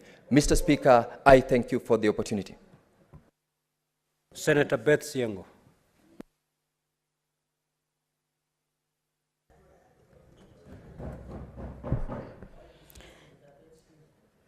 Thank you, Mr. Speaker, for this opportunity. I raise to differ, to disagree, and refuse the false promises, false hopes, and failed expectations of Kenyans that were contained in the presidential address. Mr. Speaker, sir, it saddens my heart to see the President of the Republic of Kenya get to address honorable members of parliament in this country and fail to give Kenyans hope. The expectations that Kenyans have had in this new administration. My expectation as Senator Beth Siengo was for the president, first of all, to apologize to Kenyans for lying to them, for false promises, and making life more difficult for Kenyans to live in this country. Senator Beth Siengo, kindly take it. This is a house of record, Mr. Speaker. Irrespective of how you feel, whether you like a person or you cannot use words like lying. It's not parliamentary, Mr. Speaker. And we have already finished 1 year. Some of these things should not be happening, Mr. Speaker. No, you can't say lying. That's not parliamentary, my young daughter. Senator Mungatana, you've made your point of order. Senator Chirangei, kindly hold your horses. Senator Chirangei. Senator Beth Siengo, this is a house of rules and procedure. Yes, sir. Kindly, I know, and I recognize that. As you make your contribution, kindly be guided by rules and procedure and use parliamentary language. Mr. Speaker, sir, it is good to follow and to use parliamentary language. But when one makes a promise that has never been fulfilled, what do we call that? Mr. Speaker, sir, when Kenyans... Senator Beth Siengo, the reason why I'm guiding you is to help you take your point home by using parliamentary language. If you insist, you know exactly what will befall you. Proceed. Thank you, Mr. Speaker, sir. I am guided, but the challenges facing Kenyans are too enormous. The cost of living is unmanageable. The prices of fuel cannot even be imagined. Mr. Speaker, when the President of the Republic of Kenya talks of transforming economy by giving loans and supporting Kenyans to ask for loans where they are expected to repay, this is not a new thing. It has been happening. Kenyans have been living on very difficult conditions of borrowing and repaying those loans. I don't see how it is a new way of transforming the economy. Mr. Speaker, sir, when we talk of giving Kenyans hope, it will start with practical things that the current administration is doing to improve the living standards of Kenyans. Allow me to say that on inclusivity, it also saddens my heart. When this Kenya Kwanza administration was doing their campaigns, they talked of how they would stand by women, support women, appoint more women, ensure more women are elected, ensure that more women are appointed. It is disappointing to see the same women who have been played games on are misused, are struggling, are crying, even to take their children to school, even to place food on the table for their children. Mr. Speaker, sir, as representatives of the people of this great nation of Kenya, we must speak the truth, and we should not stand here to lie to Kenyans how the current administration. There is a point of order, Senator Chao. I stand under standing order number 98, 103, and 105. You have directed, unless you will now need to invoke standing order number 121 for disorderly conduct. You have directed that the senator uses parliamentary language, but she continues to use the word lie. And we have been here more than 1 year, Mr. Speaker. I have been offering free lessons to any person like her so that they can understand what you can say in the floor. You can disagree with government, which is okay, and unless there is a problem, because you just kindly use parliamentary language. You can say disagree, Mr. Speaker. So, Mr. Speaker, is it in order to defy, to decline your directions that you have said, let us, all of us, use parliamentary language? Mr. Speaker, respectfully, if she continues with the same, can you invoke standing order number 121 on disorderly conduct, and we allow her to go and enjoy afternoon siesta? I thank you, Mr. Speaker, sir. Senator Betsiengo, I have advised you on what is and what is not parliamentary language. Thank you, Mr. Speaker. I stand guided. I'm still speaking.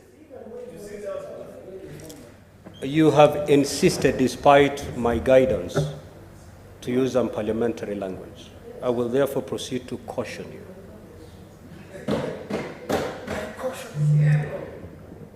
Secondly, before you proceed, just as a way of helping you, the debate before us, we are debating on a motion on the President's address to Parliament. What you ought to debate here, it is the address made by the President. And I hope you have it before you. It has 1 or 2 bullets.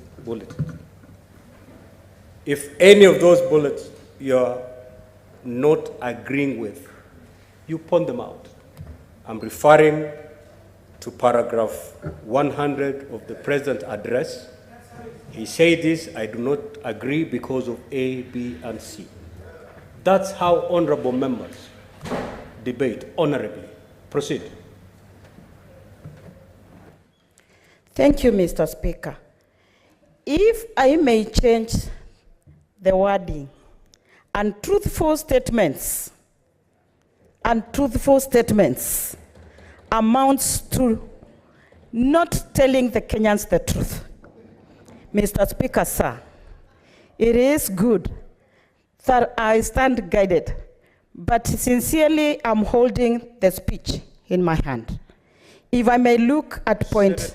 Senator Beth Siango, I'll continue guiding you because I need you to continue contributing as opposed to asking you to withdraw from the chamber.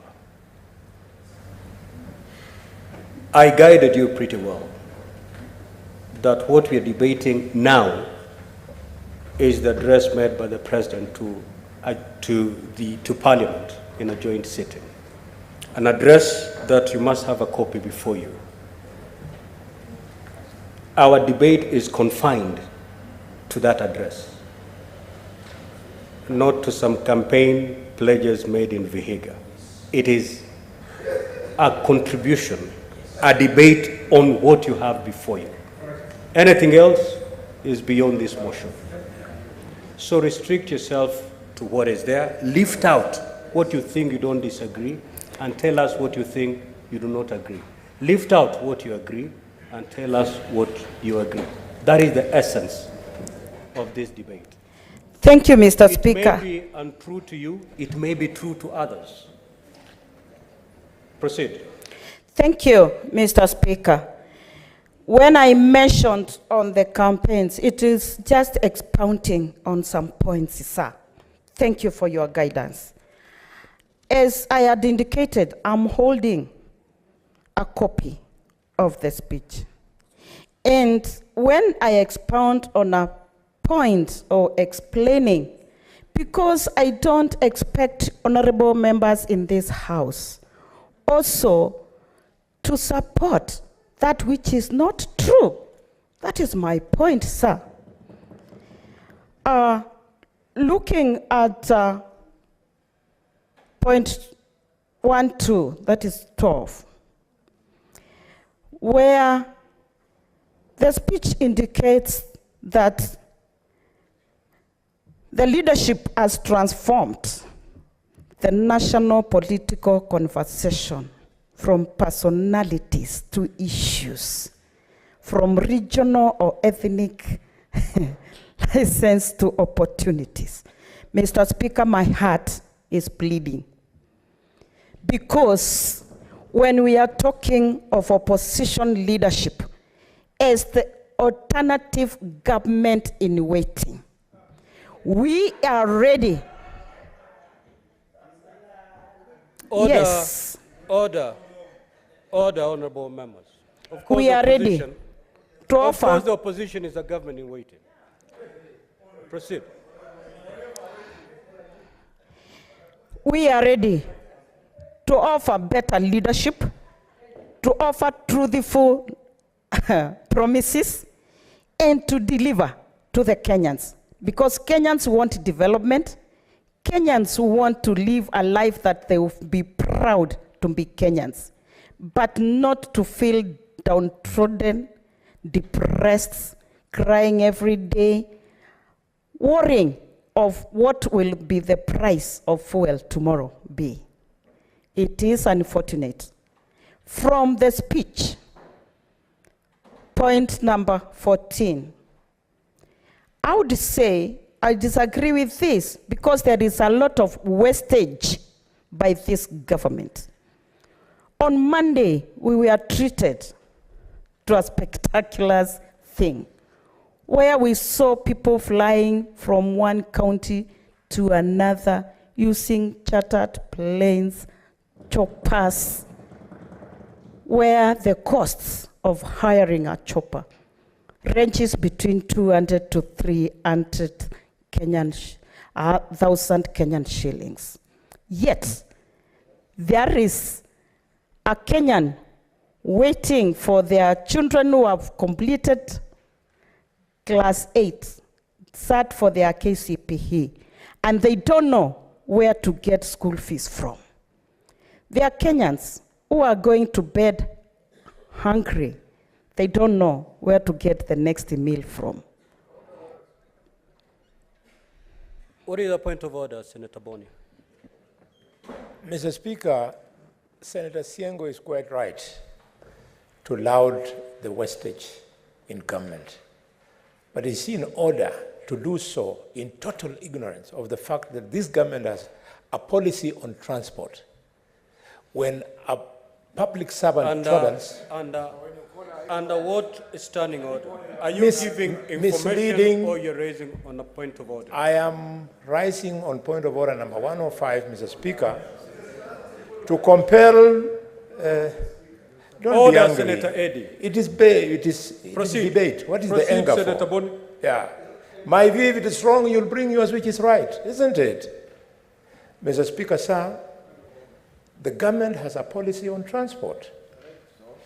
And public servants are free to go for other options if they find that policy is not convenient. A public servant moving from Nairobi to a function in the periphery has a public vehicle with a work ticket. What is your point of order, Senator Boni? She is misleading the people that we are using state resources to hire choppers when we know that some of our ministers are millionaires. They can afford their own choppers, Mr. Speaker. Senator Beth Siengo, proceed to conclude your remarks, please. Thank you, sir. I'm very sure that Senator Boni Alwale, my good friend, the bullfighter, proceed to make your remarks, Senator Siengo. knows that I am well educated. When he calls me ignorant, Mr. Speaker, sir, I can't understand which standing order allows him to call me ignorant. Mr. Speaker, sir, allow me to conclude by saying that I'm also very sure that Senator Boni Alwale knows that the transport policy that the government may have does not allow wastage in the government for public resources. Thank you, Mr. Speaker, sir. Thank you, Senator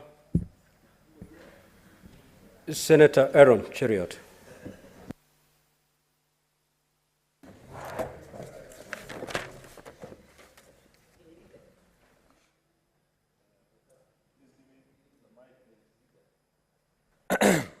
Mr. Speaker, sir,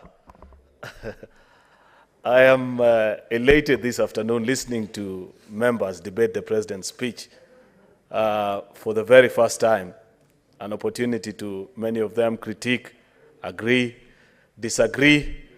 Mr. Speaker, I want to begin by lauding the President on very serious departures from the past. For those that have been on the corridors of Parliament for quite a while, you would know that there are many things that have been the hallmarks of presidential speeches which did not feature or were not granted prominence, Mr. Speaker, on that particular day. And of particular note to me, Mr. Speaker, is a reference to the House of a Parliament as a gathering of duly elected representatives of the people, giving an account of what their government, under the leadership of President William Ruto, has been able to do to the people of Kenya. Mr. Speaker, you will note that in the past years we've always been treated to rants and chants of my government, my government, my government. It is a single act of patriotism when as a leader you appreciate and you know that the position of a president is a position of public trust that others have considered you, that this is an opportunity through which you can lead and make the lives of the people that elected you better. Second and most important thing, Mr. Speaker, is to celebrate and appreciate the fact that in all the 102 paragraphs that form the part of this particular speech, the President is spot on 100%, Mr. Speaker.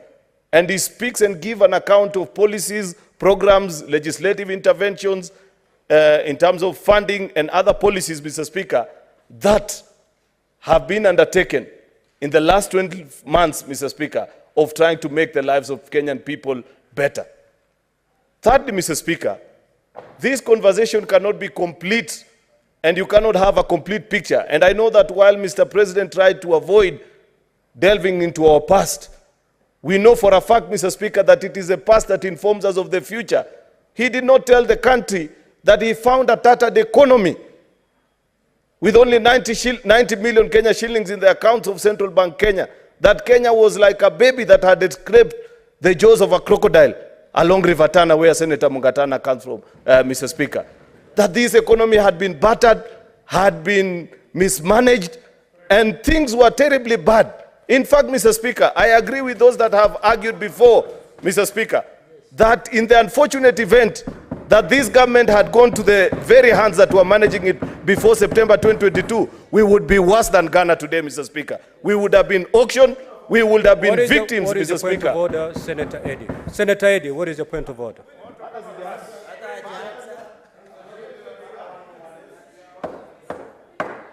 Senator Eddy, proceed with the point of order, please.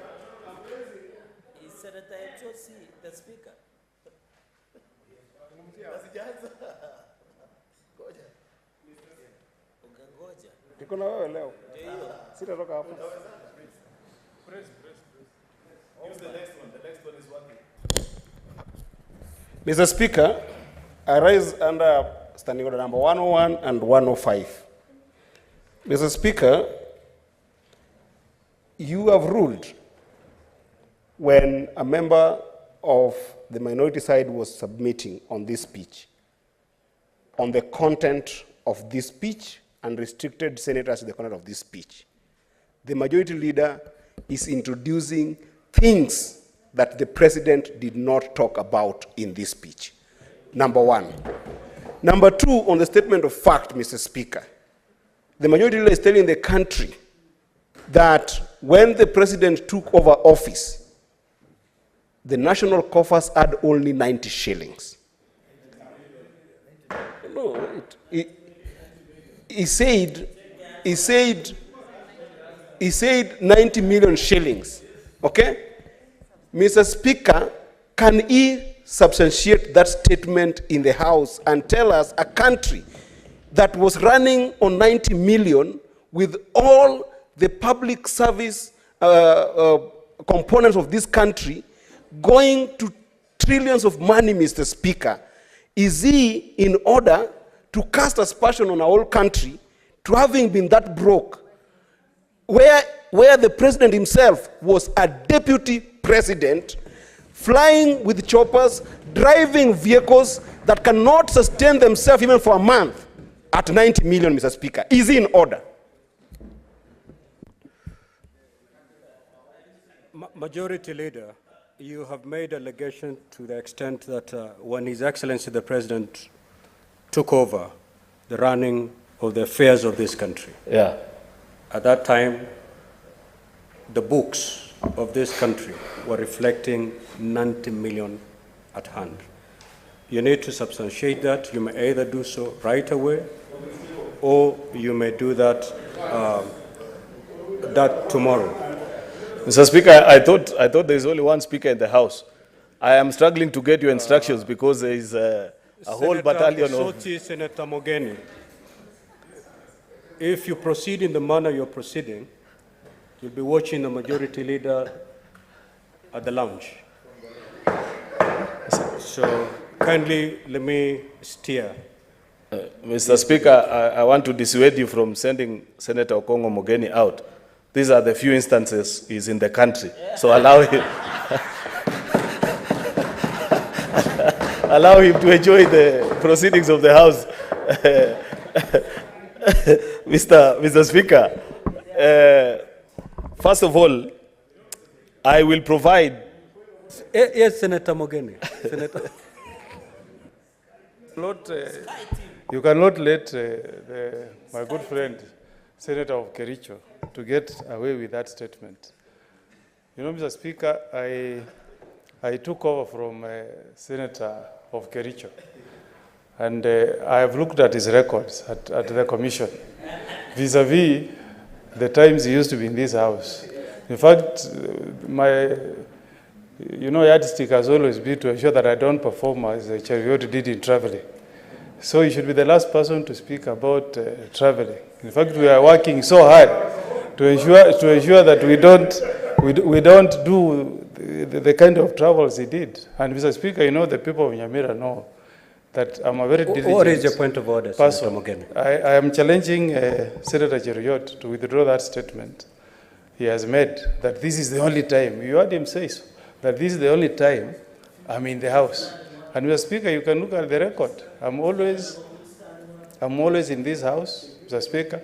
So that statement by Senator Cheriot, who is my friend, is imputing bad motive on my person as Senator of Nyamira, and I'm asking him to withdraw and tender an apology to me, Mr. Speaker. Senator Cheriot, you've made assertion to the fact that the Senator for Nyamira, for the first time, is in the House because he's always out of the country.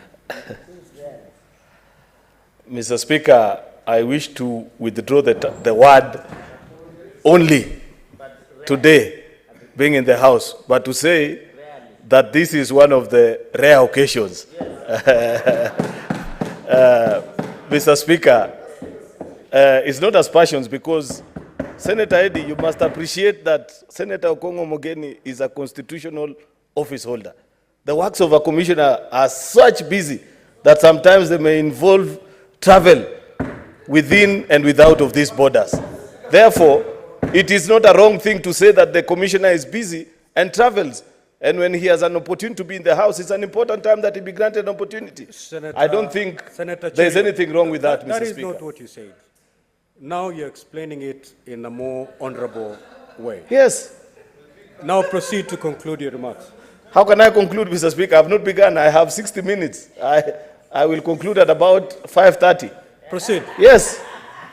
Mr. Speaker, sir, I wish to carry on with debate, and congratulations to His Excellency the President on a brilliant speech that he gave, an account of the work that his administration has done. Of course, Mr. Speaker, I made remarks to the effect that when His Excellency the President took over this administration, as per the CBK records on the bank balances that were maintained, Mr. Speaker, there was only 90 million Kenya Senator shillings. Maruma, what is your point of order, Senator Okay, Cheriot? okay.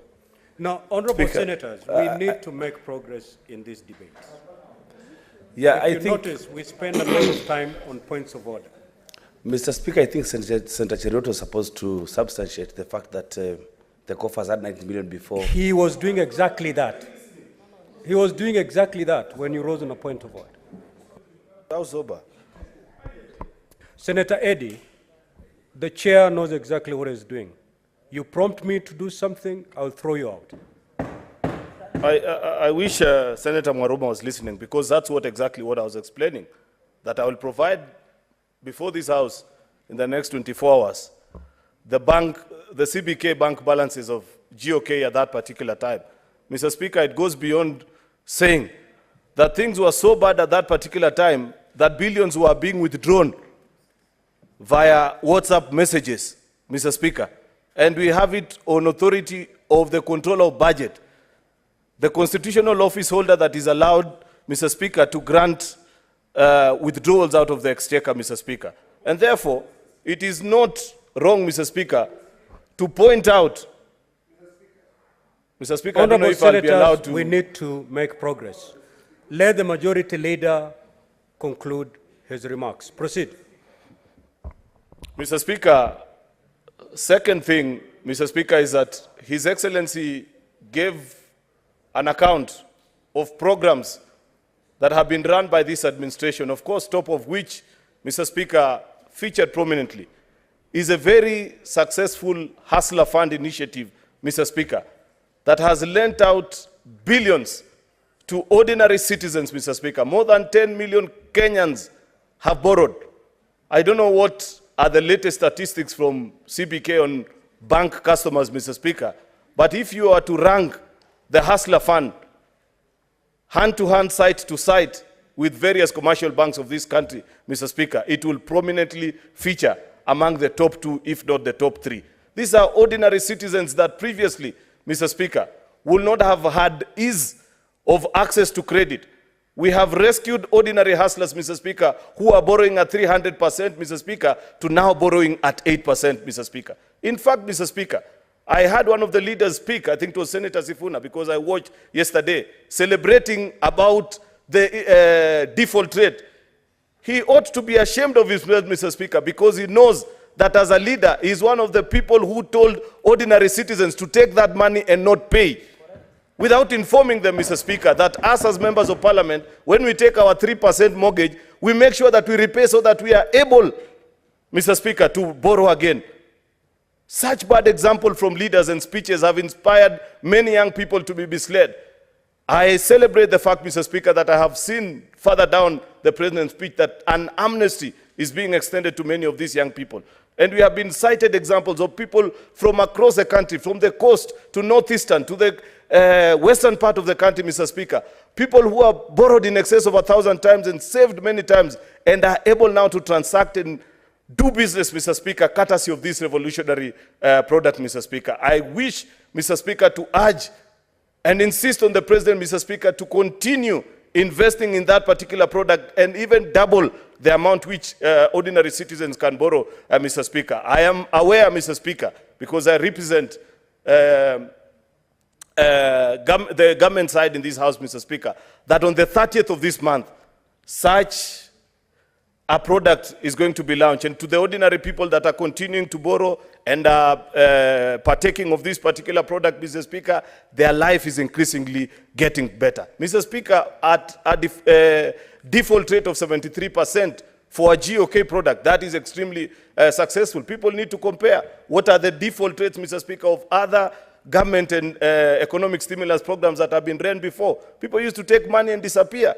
But at least on this particular product, Mr. Speaker, at 73%, and I know it's going to increase and it will get better, because there are people who disappeared with 500, Mr. Speaker, but at the end of this month, when they see what is going to happen to those that have been diligent, those have borrowed and repaid, many of them are going to be diligent enough and return to this particular product, Mr. Speaker. Mr. Speaker, one of our campaign promises which the President spoke very prominently about in this particular speech is a fertilizer subsidy program, Mr. Speaker.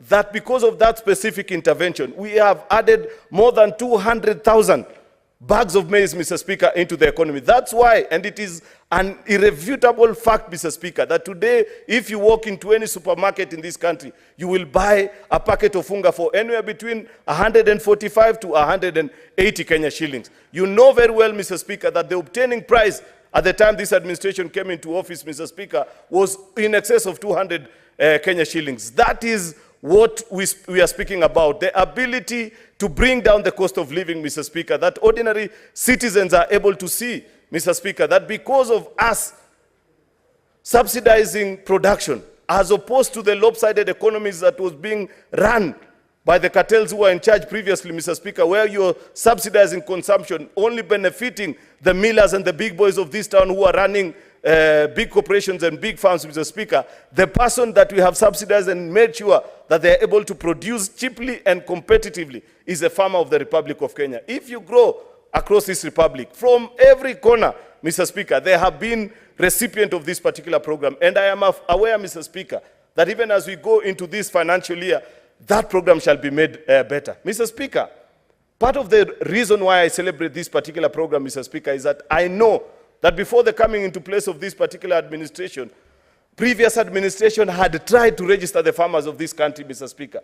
And they were being given bills of running into billions of shillings, that this is the amount that is going to take to register farmers, find out the size of land that they have in this particular republic. But courtesy of the ingenuity of this administration, Mr. Speaker, using the provincial administration and asking our chiefs and ACCs to go out to the farmlands and register our farmers, this project was done, Mr. Speaker, at near zero expenses to the GOK. And more than 5 million farmers of this country, Mr. Speaker, have been registered. We are now able to tell, Mr. Speaker, what is the size of land under their cultivation, what they are cultivating, how much fertilizer they need, Mr. Speaker.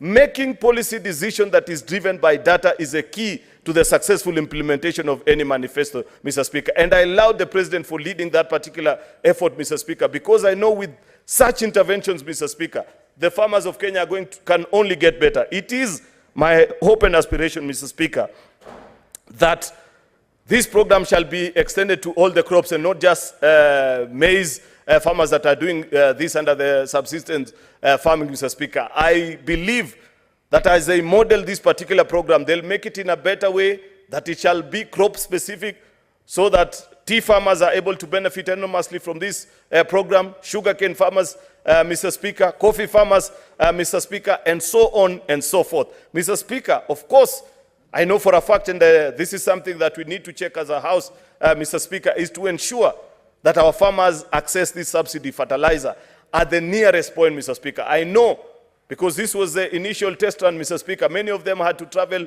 long distances to go and pick a bag or two of fertilizer, Mr. Speaker. It is my hope, Mr. Speaker, that the Ministry of Agriculture can team up with our agrovets, at least in every village, Mr. Speaker, that I know in this republic that has a farming population. There is an agrovet. And in these agrovets, Mr. Speaker, they can link up together with our Ministry of Agriculture so that a farmer walks to the center closest to their home and picks up this subsidized fertilizer, go and till their land and produce cheaply, Mr. Speaker. Of course, Mr. Speaker, we know for a fact that despite the fact that the government has worked extremely hard to bring down the cost of inflation from a high of 9.8 last September to now downwards of 6, and it can even get better, Mr. Speaker, as we continue to produce and tap in onto the long rain seasons that we are having, Mr. Speaker. There is need to invest further in post-harvest handling, Mr. Speaker, because we know many of our farmers continue to lose almost 20 to 30% of their products, Mr. Speaker, because of post-harvest losses, Mr. Speaker. It is my sincere hope that with the assurance that was given by the head of state in his presidential speech, that this is being addressed. And he alluded to the fact that on the day that he was speaking before Parliament, the first batch of large-scale and small-scale dryers for maize farmers, Mr. Speaker, and wheat and rice, Mr. Speaker, was docking in the port of Mombasa, Mr. Speaker, that the same can be cleared quickly and get into the farms and help our farmers so that they do not lose even a single bag of the crop that they have produced and sent to us, Mr. Speaker. Mr. Speaker, I know the President is speaking to the values and the aspirations and the challenges that we continue to have as a country, Mr. Speaker. Mr. Speaker, corruption is a challenge that we continue to face, Mr. Speaker. And the question that we must ask ourselves is, we have set up EACC for almost 10 or even more years, thanks to the new constitution, Mr. Speaker. But 2 administrations down the line, this being the 3rd, we continue to see an increase, Mr. Speaker, in corrupt practices in our public offices, in private sector, Mr. Speaker.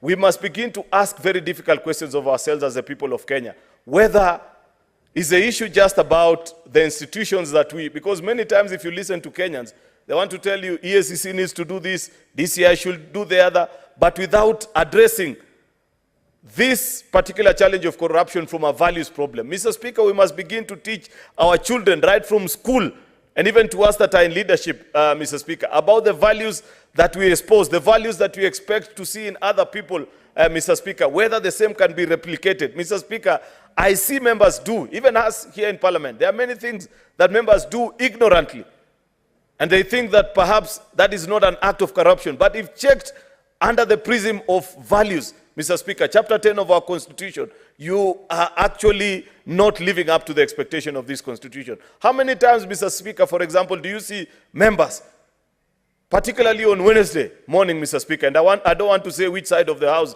is fond of doing this.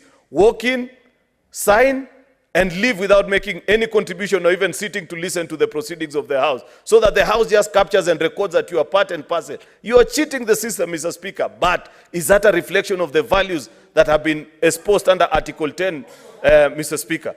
You ought to do better as a leader, Mr. Speaker. Senator Eddy, what's your point of order?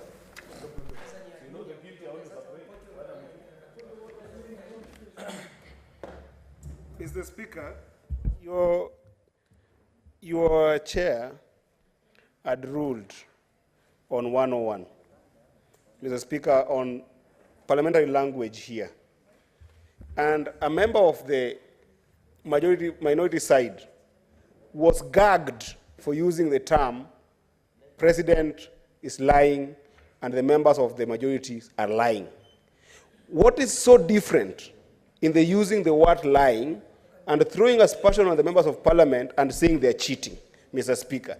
Is the majority leader in order to throw these aspersions and further use non-parliamentary language by indicating that they are members of this House who are cheating the system, Mr. Speaker? Is it in order? Majority Leader, I want to urge you to restrain yourself from the language and use the parliamentary language. You need to listen to what I said. I didn't say members are cheating. Cheating the system is completely different from you lying or cheating. Mr. Speaker, cheating the system is when a gadget or a particular system get the impression that you have done something which you haven't. When you log into this system, it assumes that you have sat through the sittings and you will be marked as having been present. That is what is called in simple English, Senator Eddy, cheating a system. It's not the same with cheating. It's basic English, Mr. Speaker. Majority Leader, proceed. Yes. And restrain yourself on the language that you're using. Make sure you... No, what I need to restrain myself is a kind of English that I use, Mr. Speaker. Perhaps it will find better favor, Mr. Speaker, if I spoke in a simple language which everybody will appreciate and say that I haven't misled or insulted anybody, Mr. Speaker, because it is my plain understanding. Rarely do I lose my cool or speak things ill of others. In fact, Mr. Speaker, I was gracious enough not to mention who normally does these kind of things, yet the whole House knows, Mr. Speaker. So allow me to perhaps proceed, Mr. Speaker, without having to respond to... Mr. Speaker, you need to protect me from Senator Eddy, because otherwise I'll easily be distracted. Mr. Speaker, I will continue to speak on a very important topic that the President touched, about the transformation that is happening in our economy. Mr. Speaker, it is a fact that cannot be disputed that our debt to GDP ratio is at an all-time high.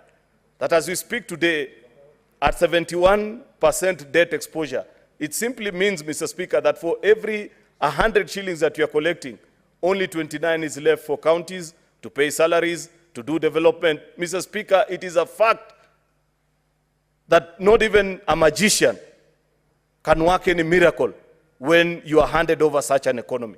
But the question that we need to ask ourselves is, what has the president, what has this administration done? And I agree with him when he reports that this country is on a path of transformation, because the first and the simple basic thing that he has done is to reduce on our fiscal deficit from an upwards of 8 to 9% to 5.4 in this current financial year, Mr. Speaker. And I know for a fact, Mr. Speaker, that there is even a further supplementary budget, which our colleagues in the other House are likely to debate tomorrow, that is lowering that fiscal deficit, Mr. Speaker, to ensure that, one, we live within our means. That, two, Mr. Speaker, we are responsible in our borrowing. That, three, and most importantly, we tell Kenyans the truth, that for a long time, Mr. Speaker, we have lived a lie. Mr. Speaker, we are behaving like university or college students that I used to see in our university days, Mr. Speaker, where when they get help money, they want to buy all the flashiest of clothes, they want to buy the nicest of shoes, Mr. Speaker. Then eventually when they arrive at the university, they cannot even afford food, and they are left begging, Mr. Speaker. That is a kind of economy that we have been running for so many years. That's why, Mr. Speaker, when we say that we must tighten our belt, that we must teach our people that you cannot enjoy better services, Mr. Speaker, without having to pay a share of it. It is the truth and nothing can be done about it, Mr. Speaker. I know people, Mr. Speaker, want to play popular, want to play populist politics, Mr. Speaker, on this particular issue of taxation. But we have to be realistic and tell ourselves what are the options that are left with us as a country. Default is not an option. There is no responsible administration that is going to default on its debts, Mr. Speaker, and look straight into the eye of its citizens and say, because we did not want to make you feel the burden, allow us to default, Mr. Speaker. We know what has happened to countries that have defaulted, Mr. Speaker. Things will get even worse. But the president is simply telling the country that let me be a responsible father and tell you the hard facts that between you as the adult population today in the Republic of Kenya and the future generations, that is our children, our young people that are in schools, feeling the pain of a country that has been ravaged by debt, Mr. Speaker, we'd rather feel the pinch as a parent generation, Mr. Speaker, so that our children can inherit a sound economy, a country that is thriving, Mr. Speaker, a better nation than what was handed over to us, Mr. Speaker. And I agree with the president on that particular decision. Many a times, Mr. Speaker, people debate, people speak about these particular things. Oh, there's too much taxation. Cost of living is too high. There is no assumption, Mr. Speaker. I know each and every part of the country is complaining about this particular issue. But the difference between us and our critics, Mr. Speaker, is that we are honest with our people, telling them that this is a cause, this is the reason why we are facing this particular situation, but there is hope in the hinterland, Mr. Speaker, that the things that we are doing today are for a better 2024, a better 2025, and an even more prosperous 2030s, Mr. Speaker. Otherwise, Mr. Speaker, if we decided to run a subsidized economy like our colleagues were doing, Mr. Speaker, you will know for a fact that despite the fact, Mr. Speaker, that many people are speaking about the challenges in the fuel sector, for example, you know, Mr. Speaker, that at the time of the coming in of this administration, thanks to the fuel subsidy program that was being run, this present financial year, Mr. Speaker, as we speak today, we are clearing a debt of close to 80 billion Kenya shillings, paying for previous fuel that Kenyans consumed, was not paid for, Mr. Speaker, but it passed and parcel of the bills that we are living today. Up to how long, Mr. Speaker? Senator Aaron, do you want to be informed by Senator Eddy? Until, first of all, he learns, Mr. Speaker, how to seek, Mr. Speaker, the attention of the Speaker. That is, you know, Mr. Speaker, in this house you graduate and learn.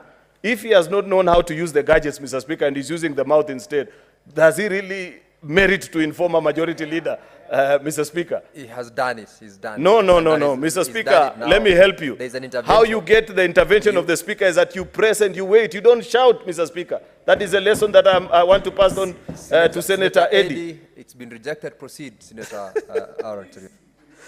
Mr. Speaker, sir, I don't mind being informed by Senator Eddy now that he has learned, so long as he promised, Mr. Speaker, not to be shouting at the Speaker, Mr. Speaker. But at the next opportunity, he must commit before informing me, Mr. Speaker, that he has learned the lesson of how to seek the attention of the Speaker. So, proceed to inform Senator Eddy.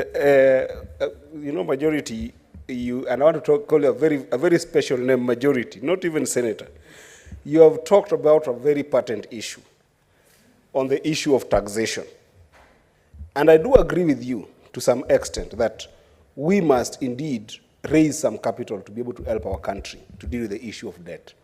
But it can't be that we are going towards over-taxation.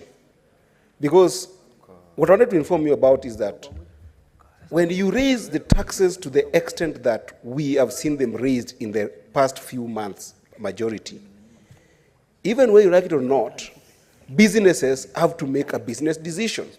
Are you aware that 30% of our business today that the president found have now made decisions to close their businesses, including Saracen, that is one of the biggest marketing agencies in the country, have decided to cross borders and open offices in other countries so that they can avoid high taxation. The consequence, therefore, becomes that other means of seeking for this revenue befalls the president. And that is why the president now is forced to start looking for resources in otherwise other places like ID cards, death certificates, and other things that cannot raise revenue. So high taxation is what we're talking about, and I want to urge you, majority, that let us think about moderate taxation and not this high taxation that is killing business in this country. No, this is a point of, this is a point of information. Eddie, Speaker, that one should be declared a point of misinformation, Mr. Speaker, because the things that Eddie is saying are completely, Mr. Speaker, the opposite of things as they know. He needs to check the records of how many new businesses have registered this new financial year alone, Mr. Speaker, because, Mr. Speaker, people can see the transformational path and the journey that Kenya is on. I can tell you for a fact that I know more than 100 businesses that have since set up shop in this country. They wouldn't be reporting. Don't be lied to, Senator Eddie, by many of these fake news reports that you read in our newspapers about countries moving here and the other country. There is no business that comes to do charity in Kenya. They are here because they know this is East Africa's largest economy. The opportunity to make profit here is better than in any other East African country. So nobody should sit here and pretend as if they were doing any charity in Kenya. They are here to make money.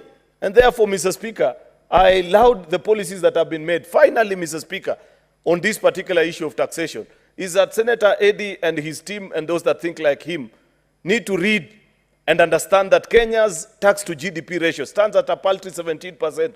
If you compare with our peers, countries that you want to compete with, South Africa and Egypt and Nigeria, they are way higher, upwards of 20%, Mr. Speaker. And therefore, Mr. Speaker, we cannot be competing with economies that are not in our region, Mr. Speaker. Smaller economies that are doing less than $50 billion GDP, Mr. Speaker. If we are aspiring to be a stronger economy, if we are aspiring, Mr. Speaker, to be a middle-income nation by 2030 as exposed in Vision 2030, Mr. Speaker, then this is the right path that we have to accept, Mr. Speaker, that there will be temporary pain, Mr. Speaker, for permanent pleasure in the future, Mr. Speaker. And therefore, I agree with the decision and the taxation policies that have been proposed to the particular country. In fact, even on this controversial issue of the ID, Senator Eddie, do you know that the 100 shillings that you are talking about has been in existence, I don't know, since 19 what? I took my ID more than 20 years ago. Mr. Speaker. I paid 100. Is it the argument of those that are saying government should not review whatsoever that 100 shillings, Mr. Speaker, that even the factors of production alone can inform? It may not be the 2,000 shillings, Mr. Speaker, that is being proposed, but at least, Mr. Speaker, we must agree that I don't expect a president that I elected into office, President William Ruto, to go to China to beg for money to come and print IDs for my children if I can pay for the same, Mr. Speaker, and so on and so forth on many others, Mr. Speaker. There must be a review, Mr. Speaker. Therefore, finally, Mr. Speaker,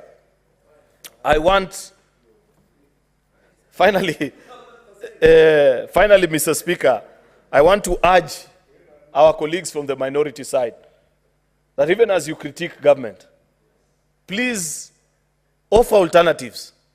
Let us hear your ideas. You are not strangers. You are not new to this country. We have seen you before in office. We know how you operated during the dreaded dark days of the handshake, for example, Mr. Speaker, and the things that used to happen to many people, including members of this House, Mr. Speaker.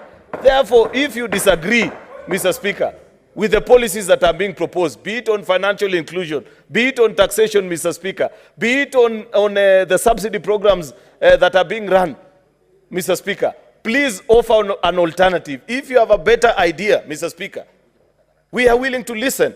We will be convinced by the strength of the argument that you carry, not the loudness of your noise, Mr. Speaker. Therefore, Mr. Speaker, I want to laud the President for a speech. Mr. Speaker, I should have been at the time because of all the interruptions of Senator Omogeni, Senator Eddie. But in the interest of time, Mr. Speaker, allow me to, yes, I don't mind being informed by Senator Crystal Asige, Mr. Speaker. Unfortunately, Crystal has not sought for the Senator Asige. Senator Asige, I don't have the mic. Thank you, Speaker. I just wanted to thank, even as a majority leader concludes his submission, thank him for the parts of his contribution that well, let me just leave it there, for his contribution. And the information that I would like to give him, and of course to the House, is that he's very well aware that solutions are being offered by many members of parliament across board from both houses. Even I personally have gotten in touch with the good majority leader, asking for audience, seeking audience with him to discuss matters, especially of persons with disabilities, of youth, of women, so that he can listen on a one-on-one basis, not just back and forth here on the floor of the House. Everyone is busy and everyone is walking out, in and out. I wanted his unequivocal attention so that he can hear the issues of persons with disabilities, which is the mandated group, or special interest group that I have been put here to represent. And unfortunately, 1 year on, we have not met. I know he's a very busy man. I understand. Sky Team folk, of course, are very busy. But those of us on ground are waiting for his feet to be planted here where we are, so that he can hear our very, very elaborate suggestions on how the government, through the executive, can improve the lives of persons with disabilities, youth, and women. Majority Leader.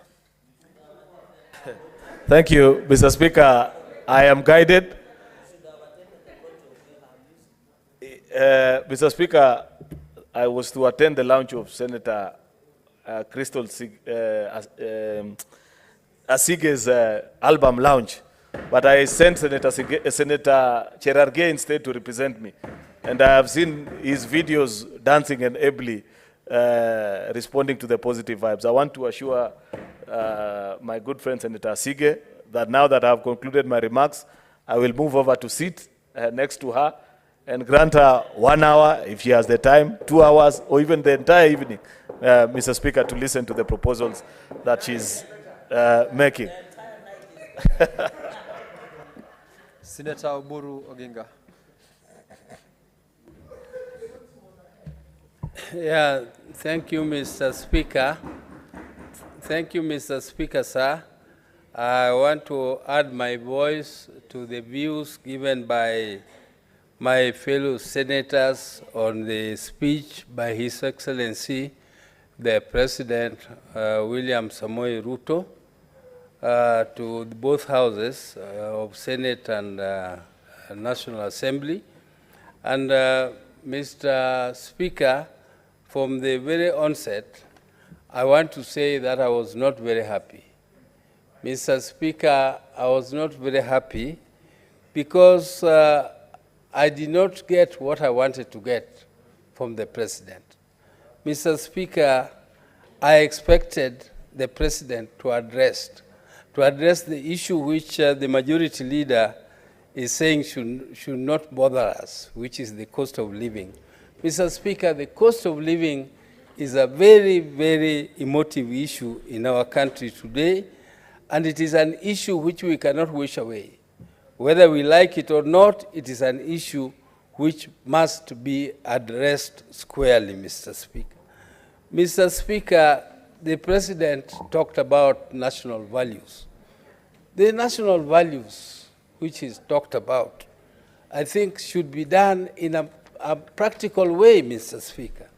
Mr. Speaker, if you look at the records or the happenings, Mr. Speaker, you recall not very long ago, when our people were going for demonstrations, and they were going for demonstrations using the nationally provided or provisions in the Constitution of the right of Kenyans to demonstrate, to picket, and to hold public rallies. Mr. Speaker, the police came out to, first of all, demand that we get permission. The question of permits, what is your point of Mr. order? Speaker, I hope I'm not going to be unnecessarily disrupted by Your my time brother. will be frozen. Your time will be frozen. You will not lose your time. Whom I respect very much, but... Senator Boni. Yeah, thank you, Mr. Speaker. Mr. Speaker, I rise on Standing Order number 105 to challenge the Senator of Siaya, who is my good neighbor back home in Luanda Doho and Luanda Dudi, to retract his statement that the President disappointed him because he never mentioned the cost of living. Mr. Speaker, is in order, knowing that in bullet 15, bullet 16, 17, 18, 19, and 20, the President was talking about, and more specifically, Mr. Speaker, sir, the President told the country that he has established 22 new fish landing sites in the counties of the Lake Region and the coast. Is he in order, Mr. Speaker? And went further to say that he has established management units and cooperatives and hatcheries, especially, Mr. Speaker, a hatchery at Kaponyo and Shimoni. Is he in order to mislead the public? Senator Oburu, Mr. Speaker, sir, I'm asking my brother, Honorable Halwali, to be patient with me so that I can finish what I'm saying. Mr. Speaker, I did not say that he did not mention about the cost of living. What I'm saying is that he did not offer any solutions, which in my view, in Halwali's views, he offered them. In my own view, he did not. In my own view, he did not at all, Mr. Speaker, because those things he's talking about, like those beaches, the what, you know, Mr. Speaker, you don't transform a beach management unit into a cooperative and you say you have helped the people. Those are management units which are meant to regulate the fishing. Senator Oburu, there is a point of order, and please bear attention to the chair. Mr. Speaker, I don't know why these people... Proceed. Mr. Speaker, sir, I'm standing under standing order number 98. I am standing under order standing number 98. Mr. Speaker, 98. Mr. Speaker, you had given direction, and I want to say you need to use your powers of standing order 121. Because you have clearly directed that let us restrict over and again our argument, our reasoning, our presentation within the confines of the State of the Nation address by the President. Mr. Speaker, I want to request even the table office to provide for free both soft and hard copy to members so that they can restrict, Mr. Speaker. Is it in order for Senator Oburu Odinga, the youth leader, to mislead the House and defy your ruling? Mr. Speaker, I request that you kick in standing order number 121 for disorderly conduct and be thrown out, Mr. Speaker.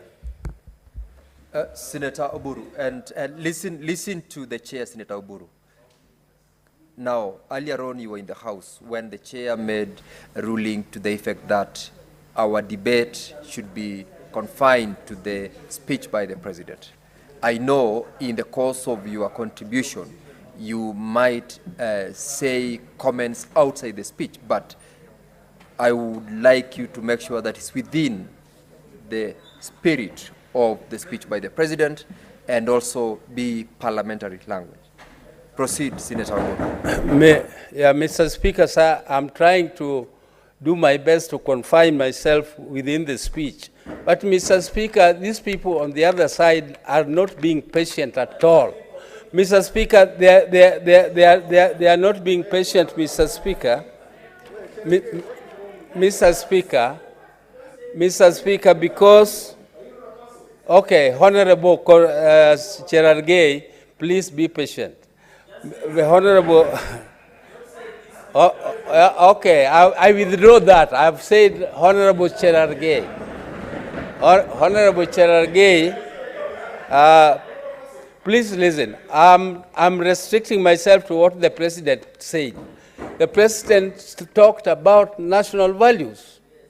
And when he talked about national values, I'm relating it to what happened to us in relation to national values. His own officers are not keeping national values. They send police to kill people when they are exercising their democratic rights. And Mr. Speaker, yes, and that's, Mr. Speaker, that's what I'm saying. Mr. Speaker, secondly, the President said when one of his achievements was to pay the judiciary 3 billion shillings when he took over. Senator Mandago. Mr. Speaker. You have not sought for... Senator Oburu, Just take your seat. Take Honorable your seat. Speaker, I would not have wished to interrupt Senior, and Senior knows I have a lot of tremendous respect for him. But as per Standing Order 105, Honorable Speaker, is it in order for him, for Senator Oburu to say the government sent the police to kill people? Is it in order, Mr. Speaker? And if that is so, can he provide evidence of a command, Honorable Speaker? Senator Oburu, your statement, Senator Oburu. Prove that people were killed by police. Senator Oburu, it's good to listen to the chair. I wanted to invite you to also make comments as to whether the government sent police indeed, if that is what you meant. Mr. Speaker, can you repeat? To kill people. That is the obvious. If the government... Can Senator Oburu be heard in silence? Senator Osotsi, Yeah, you are not on the floor. Thank you, Mr. Speaker. Mr. Speaker, I have stated that in fact, Mr. Speaker, if you heard the IG, he specifically said that the opposition had hired dead bodies from the mortuaries and displayed them as dead bodies. Mr. Speaker, that was a very serious statement. But Mr. Speaker, let me go to the next point. Mr. Speaker, I also did not take very kindly one of the achievements in the speech which the President, where the President stated that 3 billion shillings was paid to the judiciary. Mr. Speaker, I don't know, it would have been paid in good faith, but my take is that perhaps it was a thank you for the rulings which they made during the petitions. Mr. Speaker, the President also spoke about fairness. Senator Oburu, order. Proceed, Chairman. Mr. Speaker, standing on,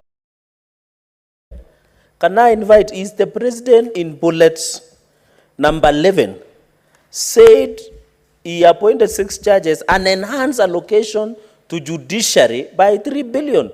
There is nowhere that the President saying he was paying 3 billion. Is this, and it is a black and white, Mr. Speaker. Is he alleging that judiciary has been bribed by the executive, Mr. Speaker?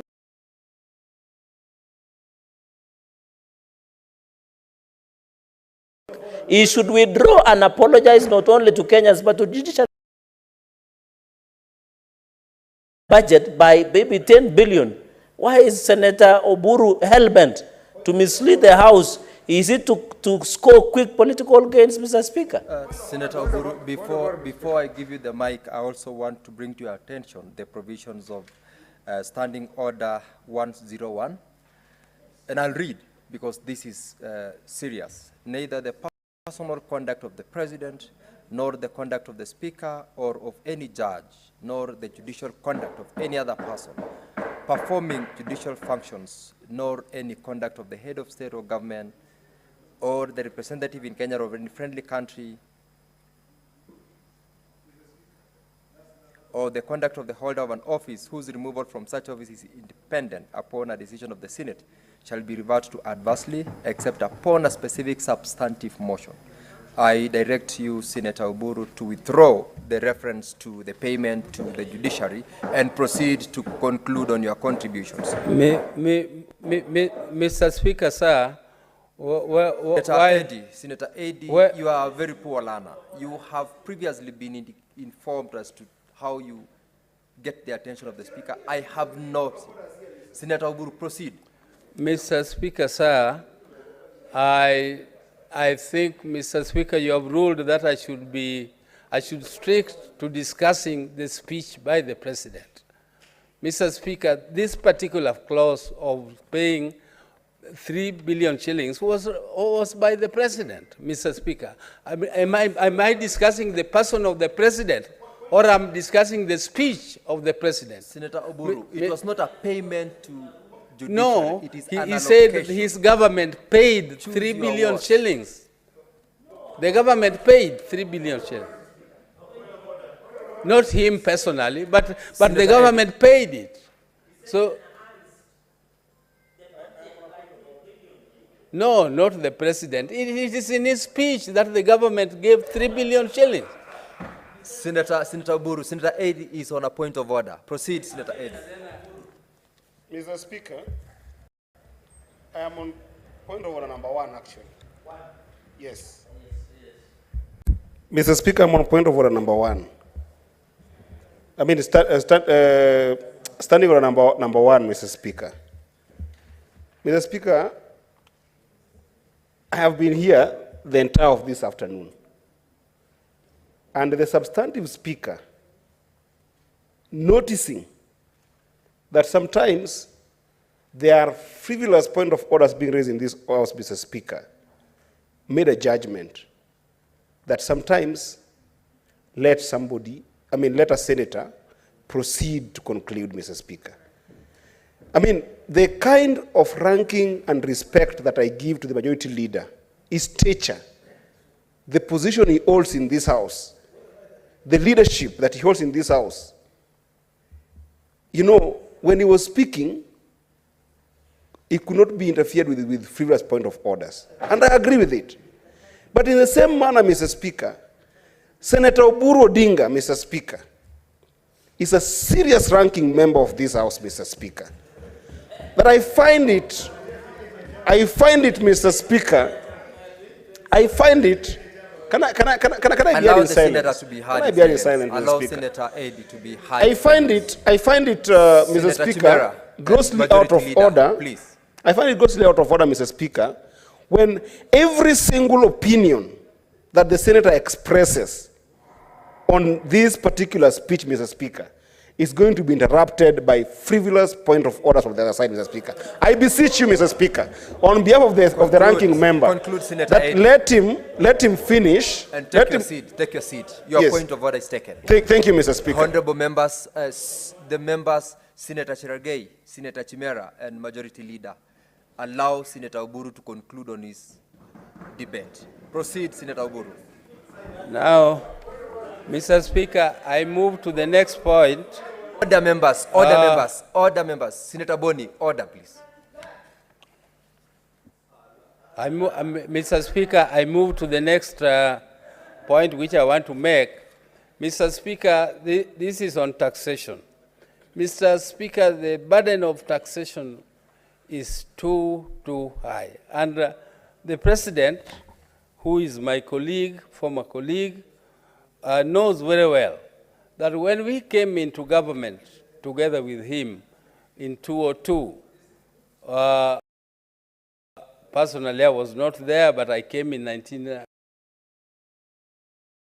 He adopted a policy. And I want Honorable, the Majority Leader to listen to this, because he's saying we offer constructive recommendations. Mr. Speaker, the policy of taxation must be taken very seriously. Mr. Speaker, the policy which we adopted, and I believe it is the one which we should use now, was that we lower the levels of taxation, but we expand the tax base. And then we close all the loopholes for corruption, all the loopholes for leakages. Then once you do that, Mr. Speaker, the revenue will go up. Introducing those taxes are not Kenyans.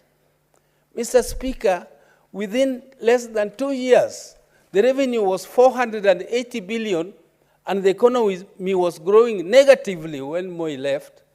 But within less than 2 years, Mr. Speaker, the revenue had shot up from that to 1 trillion shillings, Mr. Speaker.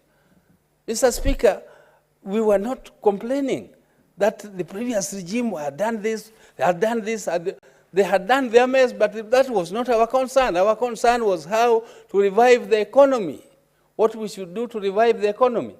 And we did it. So, Mr. Speaker, I want the government to take this matter seriously. Just don't complain But let us find a way. Let us find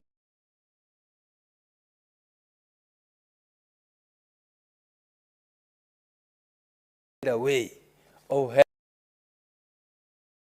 You find people ransacking your luggage because you have bought something which is more than this, there's something more than this. We want to introduce the old systems, Mr. Speaker, which even jailed people for foreign currency. For a small amount of money, Honorable Warukanja was jailed for coming without declaring $100 for 1 full year. Mr. Speaker, that is one issue which I think we should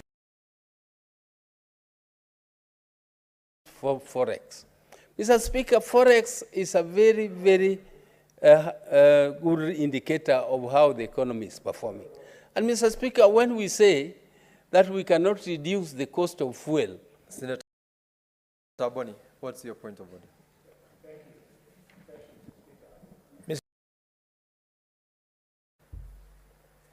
It is true we are on the President's speech.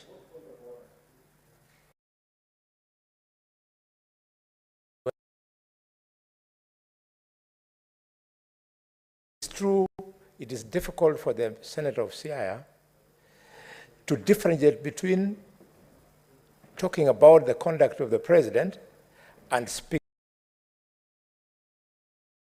to his speech. We can give that to him. But when he says what judges of the Court of Appeal, I did say Mr. that. Speaker, and you directed that he should withdraw that remark. It is important for the integrity of this Senate that that remark is withdrawn from Hansard. So the next time, the judges of the High Court, who include Migori, for information, Justice Ouko, who was the president of the Court of Appeal, you cannot suggest that even if we don't like the president, our judges were bought. Let him retract that particular response, and then we go ahead. Point taken, Senator. Okay, Mr. Speaker, even though I didn't say exactly those words Honorable Alwale is saying, if he thinks I said the president paid that money, which I didn't say that, but if that's the word you don't like, then I withdraw it. Okay. Okay. Okay, Mr. Speaker, foreign, I know you want the master to hear you. So,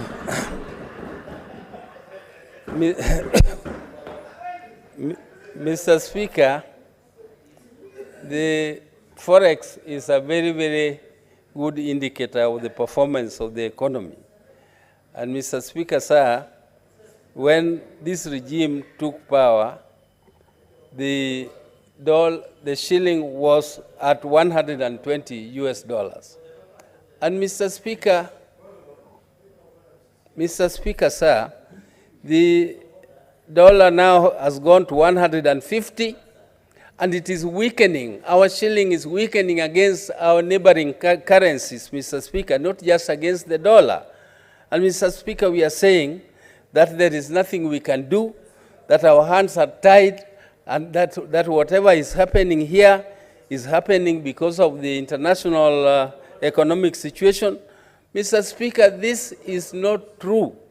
This is because, why is it the economy of Tanzania, which should be much inferior to us? Again, what's your point of order? You know, this is a house of records. And this answered what we say today can be read 100 years, 200 years from now. Mr. Speaker, I need your guidance and your indulgence under Standing Order number 1, Standing Order number 98. Mr. Speaker, an interpretation of Standing Order 121. Senator Eddy, Mr. Speaker, and I don't want to appear it on record, has insinuated that all of us who have raised point of orders are frivolous. Yet that power to rule whether they are frivolous or not is the power that as a speaker you have it.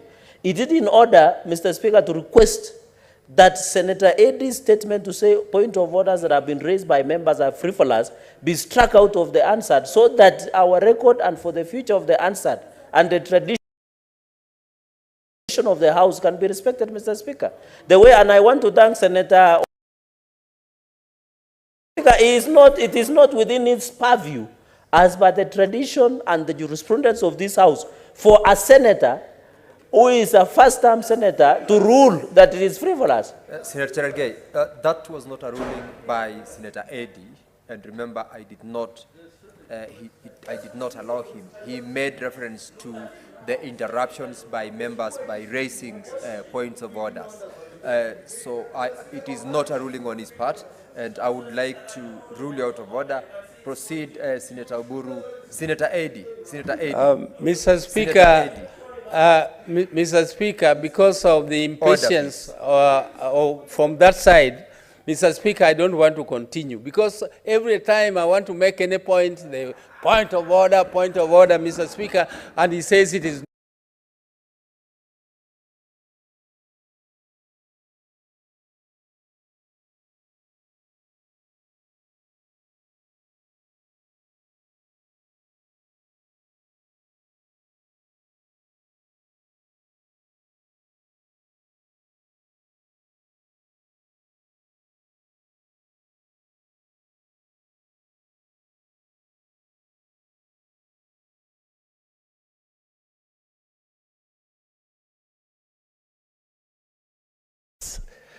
at the central bank during the time of takeover was only 93 million, Honorable Speaker. The economy was pathetic. It was basically in ICU. Honorable Speaker, as we grew up, Honorable Speaker, when you are sick, when you have malaria, you take malaria queen. I remember when we were in primary school or high school, we used to be injected, you know, if you don't get an injection, it's like you are not going to heal. Honorable Speaker, it was painful. And since the economy was in ICU, it was dilapidated, Honorable Speaker, there are some painful decisions that must be made to ensure we recover economically, Honorable Speaker. That's why the minority side are complaining because of the painful decisions Kenya Kwanza is taking so that we don't sink further, Honorable Speaker. What would have happened if, Honorable Speaker, we are unable to pay Eurobond, we are unable to pay our debt, the country will be declared as distress. And the moment we are declared as distress, Honorable Speaker, we'll even suffer more. We'll pay higher interest rates because of being declared in distress or in default of paying our debt, Honorable Speaker. Honorable Speaker, it is good to accept that for that reason, let us bear these painful measures that have been taken. Within a year or so, basically, we will recover fully and our people will enjoy life. The cost of living is going to come down. As you saw even yesterday, Honorable Speaker, people expected the cost of fuel to go up. But diesel, kerosene, the prices went down. Petrol, it remained the same. And I believe, even as a vice chair of energy, Honorable Speaker, we have been informed that within the next 3 months, prices are going to come down. The reason why they are still high now, Honorable Speaker, it is because there is a high demand. The winter, people are using a lot of fuel now in the Western countries because of winter. Honorable Speaker, you know there is a conflict between Ukraine and Russia. There is conflict now between the Palestinians and Israelis, Honorable Speaker, and the production of fuel has gone down. That's why the prices generally are higher. And if you compare even within the region, the prices, the cost of fuel in our neighboring country, Tanzania, is higher than Kenya. Honorable Speaker, it's good to get facts right, Honorable Speaker. Honorable Speaker, also as a farmer, I want to declare in this House, Honorable Speaker, that I'm a farmer. I benefited from the subsidized fertilizer. We paid 3,500 last year. And this year it has come down to 2,500, and there is pamba harvest across our region, Honorable Speaker. And Honorable Speaker, if you go to North Rift, you go to Eldoret now, you go to Elgeyo-Marakwet County, you go to Kitale, the cost of a bag, 90-kilogram bag of maize, Honorable Speaker, has dropped from as high as 8,000 to 3,000. And if you divide 3,000, simple maths, Honorable Speaker, 3,000 divided by 40 korokoro. A 90 kilo bag of maize is 40 korokoro. 3,000 divided by 40 is just 75 shillings. That is why the president said the cost of korokoro now is between 60 to 75. Those just basic, it's now 75. And I believe it will still come down, even though this particular cost of 3,000 is not fair to the farmer. I know it is fair to the consumers, but to the farmer it's not fair because the production was high. So I believe this, it was better, it was wise for the president to subsidize production instead of subsidizing consumption, Honorable Speaker. Honorable Speaker, I want to move to what the president talked about. For the last less than 12 months, Honorable Speaker, the president, the government of Kenya Kwanza was able to employ 56,000, basically creating opportunities for our youth so that they can earn a living, help their families, and also ensure we don't have shortages of teachers in our schools so that we reduce the burden of our head teachers and board of management from asking for additional resources from parents to pay teachers who are under board of management, Honorable Speaker. And the president has also promised within the next 1 year or so also they are going to recruit more than 50,000 to reduce the backlog. Those who cleared a school as early as 7 years ago, 10 years ago, Honorable Speaker. Honorable Speaker, there is something that also the president touched, Honorable Speaker, on universal health coverage.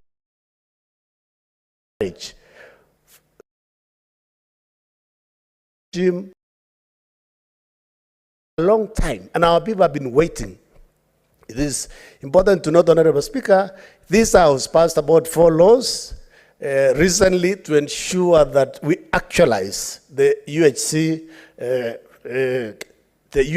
Honorable Speaker, so that our people can benefit instead of relying on basically our people getting sick, going to the hospitals. We are doing preventive. And Honorable Speaker, already 100,000 community health promoters have been taken in by partnering between the national government and promoters, who were used to be called, but now the government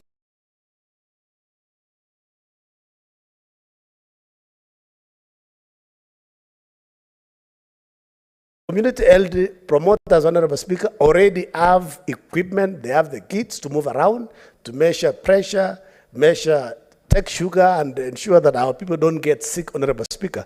I'm happy that this weekend, on Sunday, the CS held, Nakumija Susan was able to launch for West Pokot, and on Tuesday, yesterday, Honorable Speaker, the one for Elgeyo-Marakwet County was launched at Iten KMTC grounds, and now our community health promoters, Honorable Speaker, are well equipped to help our people, Honorable Speaker. Honorable Speaker, I want to touch something that we have discussed in this House several times. I come from a region, the North Rift region, where we've had insecurity for the last over 50 years, Honorable Speaker. The first battle that we fought with the people of Elgeyo-Marakwet County, West Pokot, and even Baringo County have had conflict. In terms of banditry, Honorable Speaker, started as early as 60-something. I'm told it was 60, 50-something, 69, 76, and we have lost so many lives. I'm happy that the president touched this particular issue on insecurity and said within this regime of Kenya Kwanza, banditry is going to be a thing of the past. We'll get rid of this. It's been attempted in the past, but nothing has happened. But I'm happy that he has given a firm commitment that we will get rid of this. Even currently, at the moment, Honorable Speaker, we had requested as a region that we have the KDF camps within Elgeyo-Marakwet County and West Pokot and Tiaty constituency in Baringo County. and already they've been set up. Security roads have been put in place. This thing will be sorted. The president is committed, and this thing will be sorted out once and for all, and people can have peace, people can do their farming, people can go, our children can go to school, and we progress like everybody else, instead of talking about insecurity year in, year out.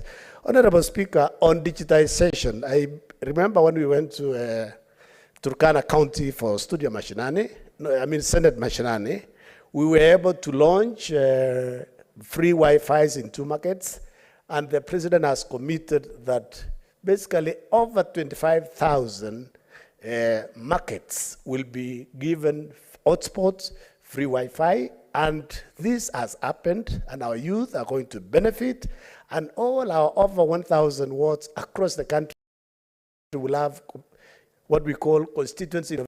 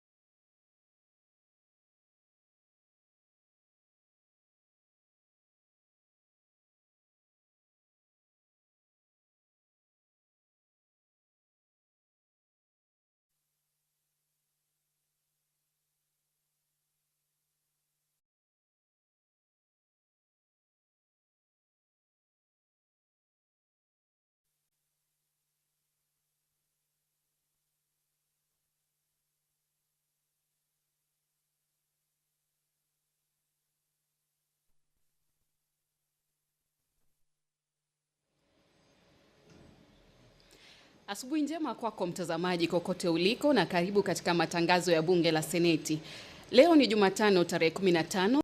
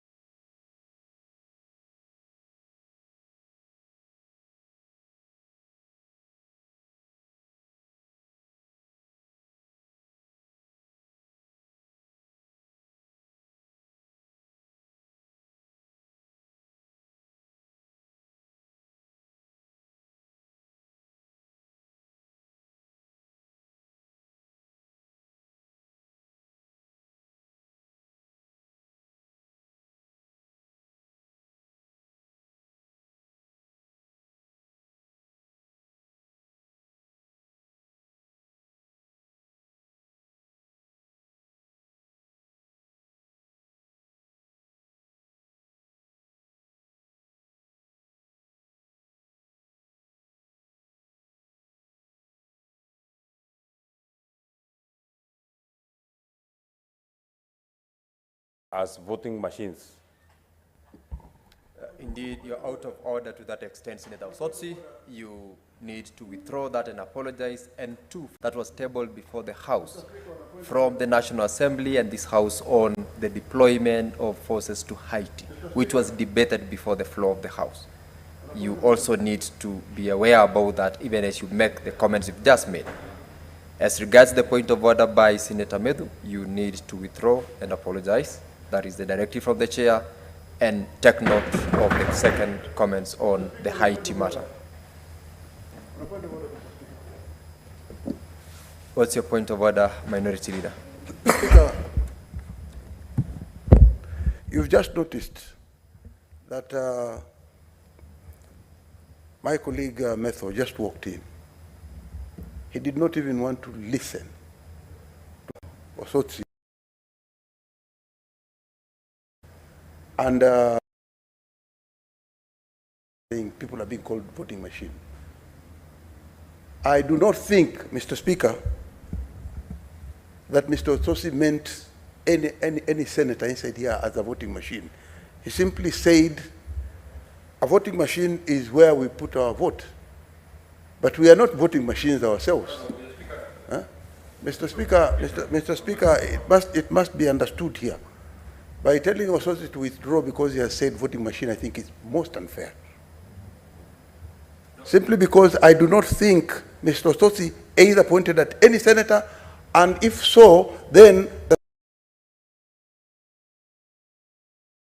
do not think, Mr. Speaker, every time the opposition speaks,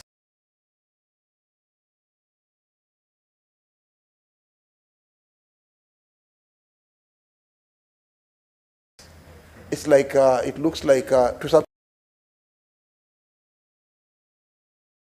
this right to speak, have a right to speak our mind. I'm glad well, my brother Khadwale has been able to realize, because this is debating chamber. If we keep on gagging, and that is why we are where we are now, because no one, we have made this house, we have made this house, Mr. Speaker, not interesting. You've been heard. Yeah. Assume your seat. It's not interesting anymore because members here don't want, they are not here. Look at the house. Senator Madzayo, order. Look at the house. Order, Senator Madzayo. Mr. Speaker, with a lot of, Order, with Senator tremendous Madzayo, respect. Assume your seat. Your point has been taken, and I respond to it right away. With a lot of respect, respond to Mr. it right Speaker, away. as a leader of the house. Resume your seat. As a leader of the house, I'm saying with tremendous respect, restore the energies that senators have to come Resume back your to the seat, house. Senator Madzayo. Yeah? Resume your seat. We are spoiling this house. I Order, can tell Senator you. We are Madzayo. destroying this house. Order, If that Senator is the Madzayo. attitude. Order, Senator Madzayo. I want to just note the fact that you also just came in. You haven't been seated the whole of this afternoon, Senator Madzayo. I listened very well to the comments by Senator Osotsi as regards to the comments about voting machine. Senator Osotsi, you are directed by the chair to withdraw the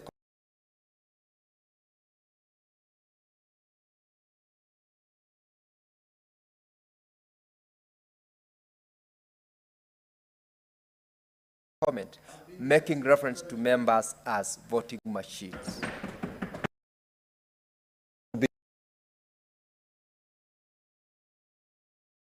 Some of us probably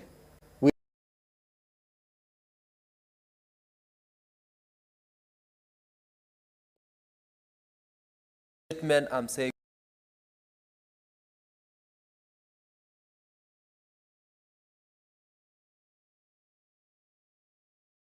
and I directed so. Mr. to be the voting machine aspect. But you know, I'm an expert in the, and I know what a machine does. A machine is a gadget that is directed what to do, and it does exactly what it's directed to do. Garbage in.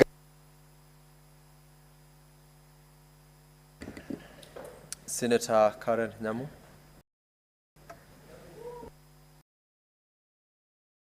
Me an opportunity to make my contribution to this motion on the President's speech on his State of the Nation address. Mr. Speaker, the President's speech was very timely, and it came at a time when Kenyans are hard hit and are experiencing deteriorating. Mr. Speaker, protect me from... Order, please. Watch your language. And Mr. Speaker, before Senator Mazayo behaved in a very unparliamentary manner, I was saying that the President's speech was very timely because it came at a time when Kenyans are hard hit by the deteriorating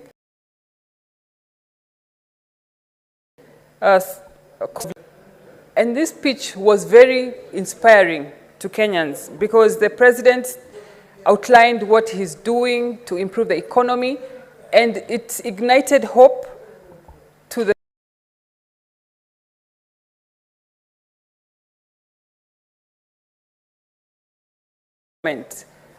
in the efforts that they have put to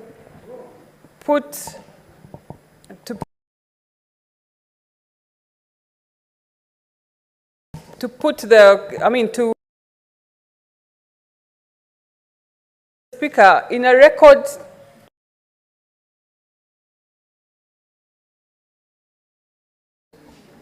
to have tangible effects to the country. And Mr. Speaker, I will outline some of the gains that we have had as a country. And the first one, Mr. Speaker, is the fact that the President has enhanced the justice delivery to Kenyans by appointing the 6 judges whose appointment was unlawfully delayed. And we know the far-reaching effects of that as practitioners of the law. Number 2, Mr. Speaker, the President has given the police service independence by making the IG officer so that they are in control of their budget, Mr. Speaker. And number 2, Mr. Speaker, subsidizing consumption to subsidizing production, Mr. Speaker.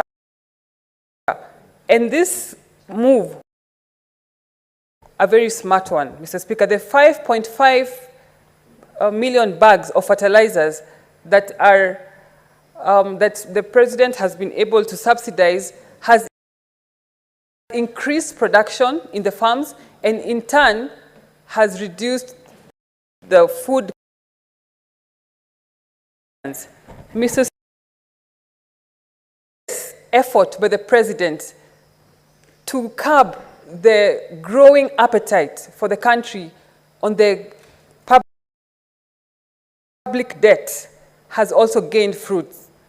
Mr. Speaker, it was very inspiring to hear that indeed we are going to be able to pay the first installments of 300 million USD that is part of the 2 billion of the Eurobond, Mr. Speaker. And this is very inspiring.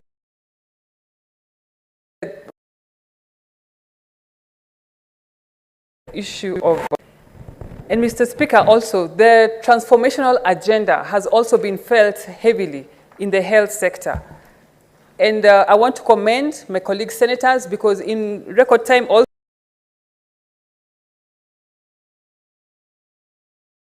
when we were in Turkana, we passed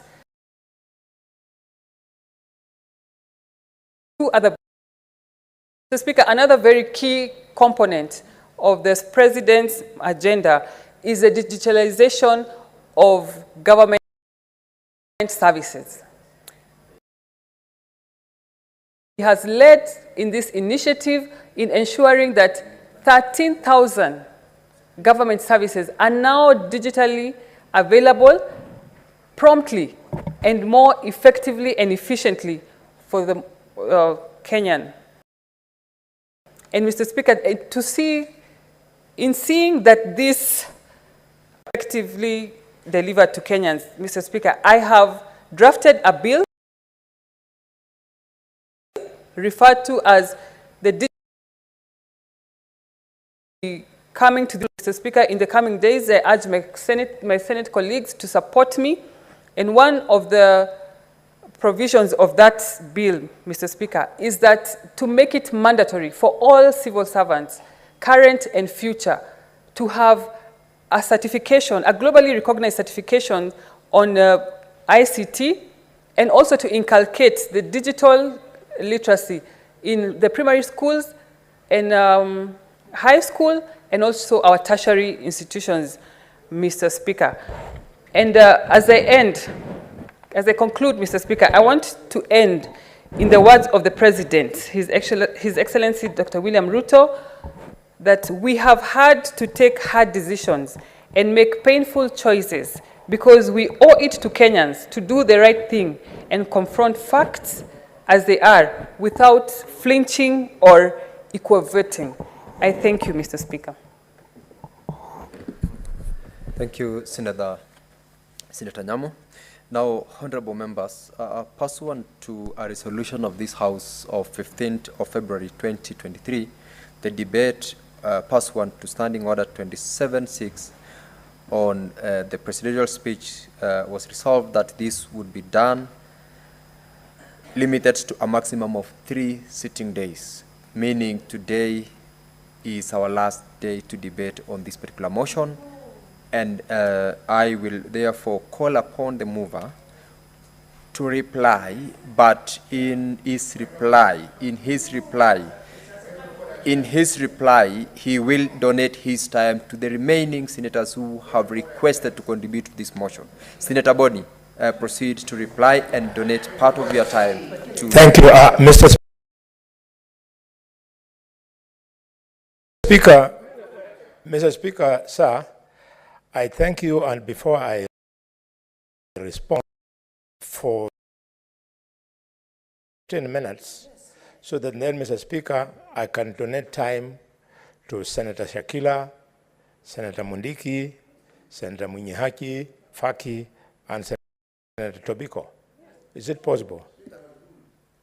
Senator Boni, within the remaining time before the House rise, we share that time, donate. As you reply, they also limit their contributions to the available time. Which means, Mr. Speaker, my intervention 3 minutes. It would have given them 15 minutes. But because of that now, colleagues, if you don't mind, you can do 2 minutes each. That will be 8 minutes. And then the balance of the time, I respond.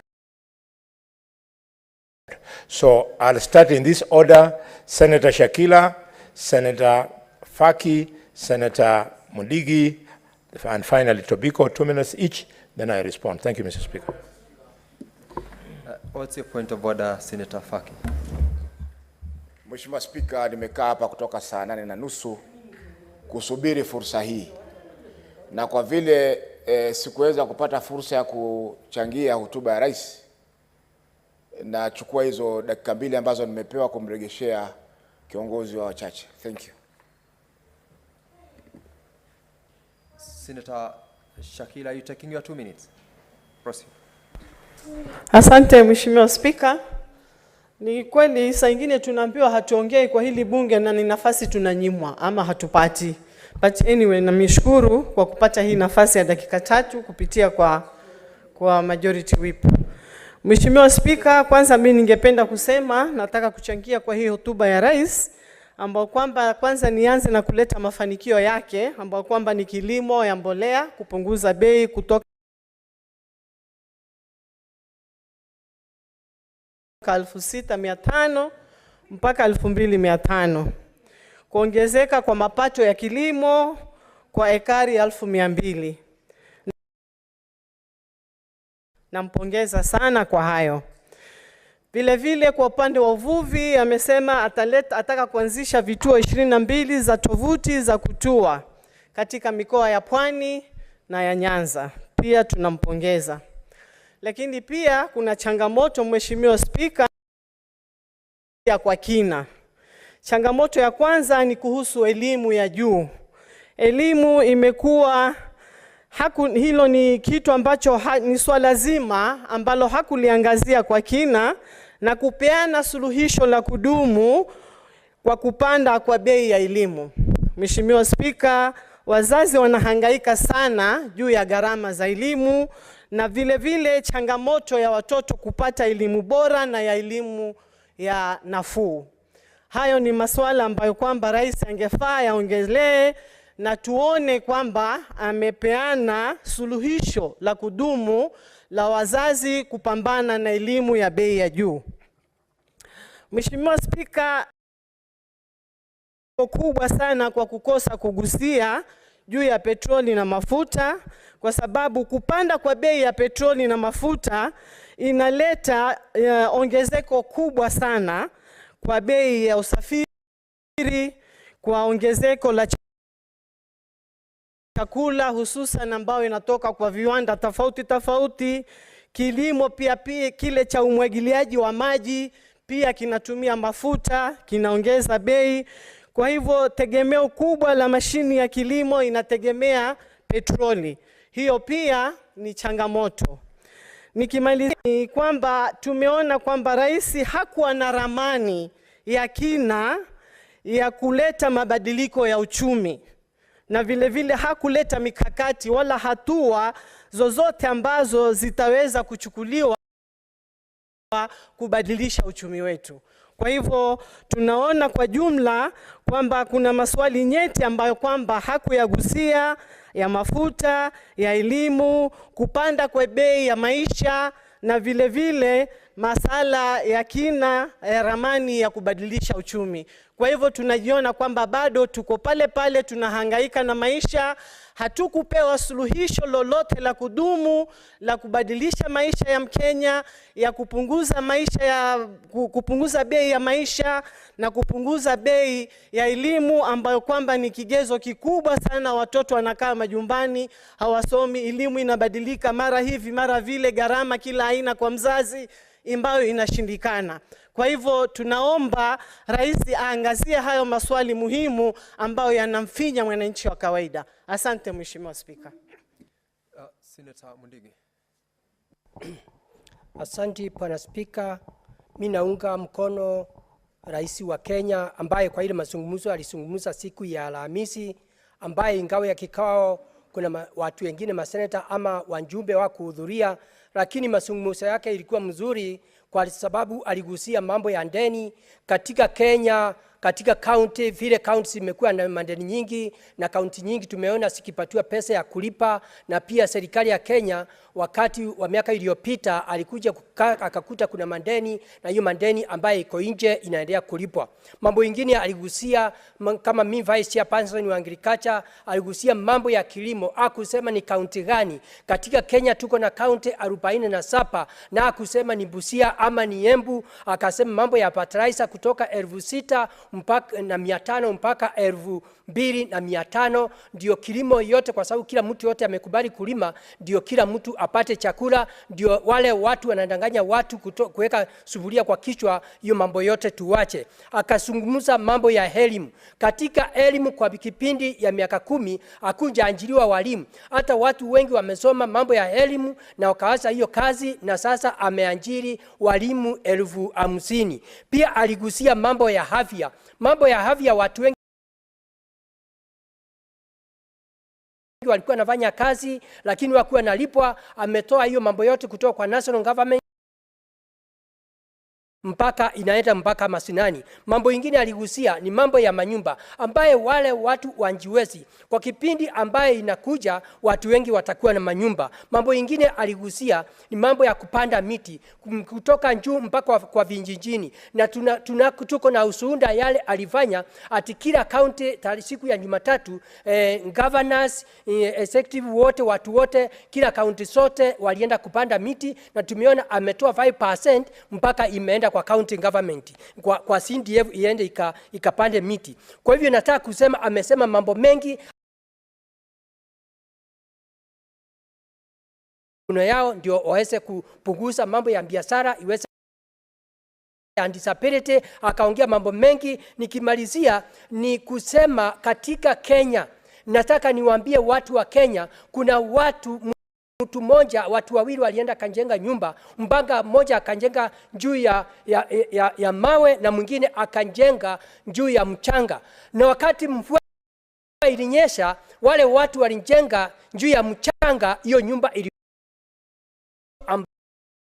ambaye ilikuwa mkubwa sana, lakini wale walijenga katika ile nyumba ambaye ni kwa mawe ilisimama. Nataka niambie watu wa Kenya, tuko kwa shinda, lakini nataka nihakikishie serikali ya Kenya Kwanza tunajenga kwa nyumba ambaye iko kwa mawe, na tunajua tutashinda hii vita yote. Kwa hiyo nauliza senta wote tuungane pamoja tusapoti serikali ya Kenya Kwanza.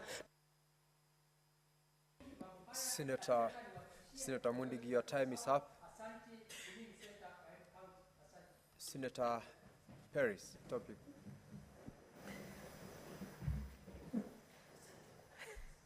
Wow. Thank you, Speaker.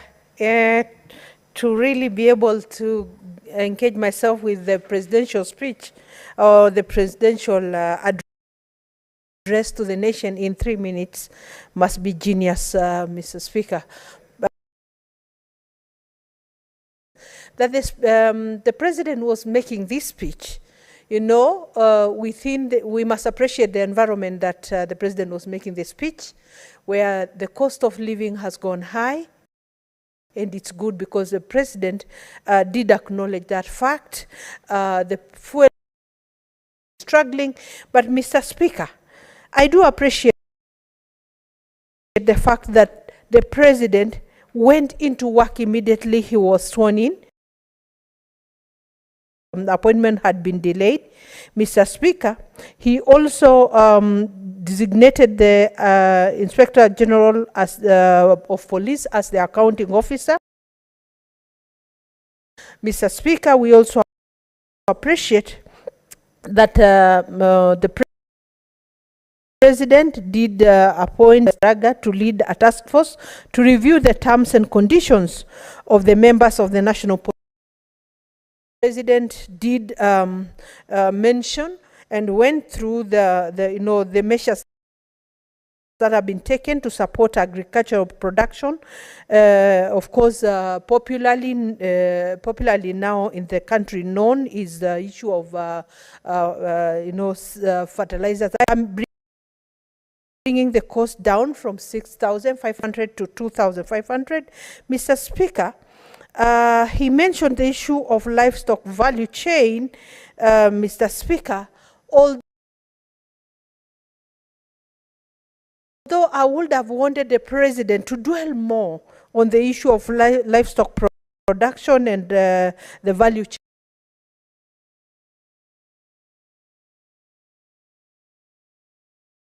chain, Mr. Speaker.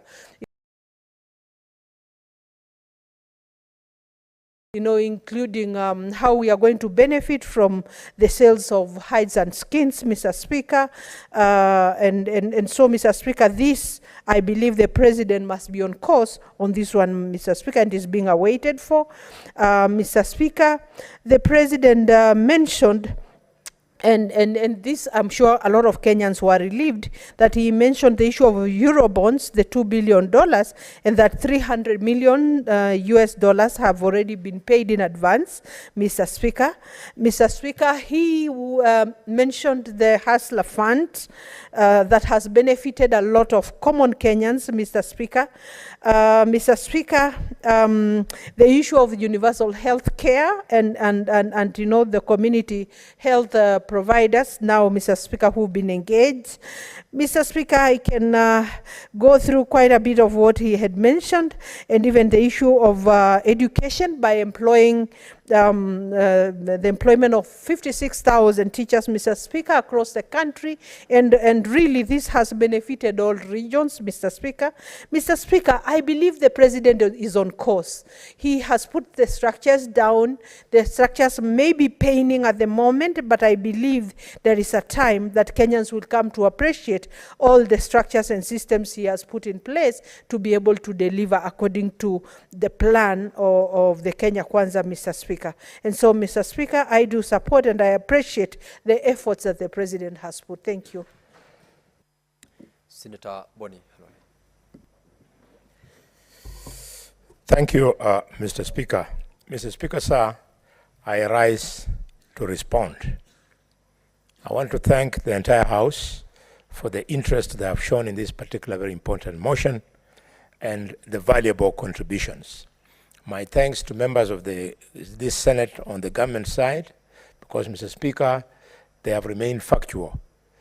I also want to thank members of the opposition, because whereas they were critiquing, whereas they were speaking in the negative, but I didn't see too much of criticism. What I saw was critic, which is most welcome. I want to end, Mr. Speaker, by using this opportunity on behalf of the people of Kakamega County to thank the President for giving us the second National Polytechnic to add to Shikalagala National Polytechnic. Now we've launched Shiamberere Technical Polytechnic, National Polytechnic. We are grateful to the President. We also want to laud the President on the work he's doing in improvement of roads. And the people of Kakamega, again, want to thank the President because at the moment, the construction of Ikoli, Kimangeti, Malaba, Samiti, Nabaholo, Chewiusi Road is in the process. And finally, the people of Tarbo constituency and people of Likuyani constituency in Kakamega, we are very happy because the road from Tarbo to Seregea to Soy is underway. It's 60% complete. This is something we are celebrating. And then finally, but most important, I want to thank the President for allowing me a meeting with him, during which, Mr. Speaker, clarity was put on the confusion that was starting to arise in the upgrading of Kakamega airstrip to an international airport, where he reiterated that the airport will be constructed at Iwichina, the current site, and also directed that with quick speed, the governor of Kakamega facilitates in paying off the settlement of the people who are being moved. And further, the President committed that his half of the cost of relocating these people, we owe it to him, and we want to assure him of our firm support. Finally, but not least, I noticed in his speech, the President steered from politics. In the speeches of Mwai, under whose I was in this house, in the speeches of Uhuru Kenyatta, under whose tenure I was in this house, I saw the tendency for them to do politics on the address. But President Ruto steered clear of politics, and I want to laud him for this. The time for us to do politics will come, and even when we want to do a little bit of it, we know where to do it from. We don't waste the time of this House. I thank members, and I beg to respond. Honorable members, pass on to Standing Order number affect counties. And I now put the question. Honorable Senators, I put the question that pursuant to Standing Order 25.1, the thanks of the Senate be recorded for the exposition of public policy contained in the address of His Excellency the President, delivered on Thursday, 9th November 2023, and further that the Senate notes the following reports submitted by His Excellency the President in fulfillment of Article Constitution laid on the table of the Senate on Tuesday, 14th November 2023. 1. The 10th State of the Nation Address by His Excellency the President delivered at the joint sitting of Parliament on Thursday, 9th November 2023. 2. The 10th Annual Report 2022-2023 on the measures taken and progress achieved in the realization of national values and principles of governance, and 3, the Annual Report to Parliament on the state of the national security, November 2023. And honorable members, will as many as of that opinion say aye? Aye. Will as many as of a contrary opinion say nay? The ayes have it.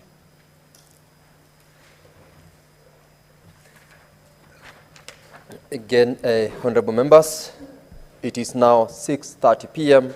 Time to adjourn the Senate. The Senate therefore stands adjourned until tomorrow, Thursday, 16th of November 2023 at 2:30 p.m.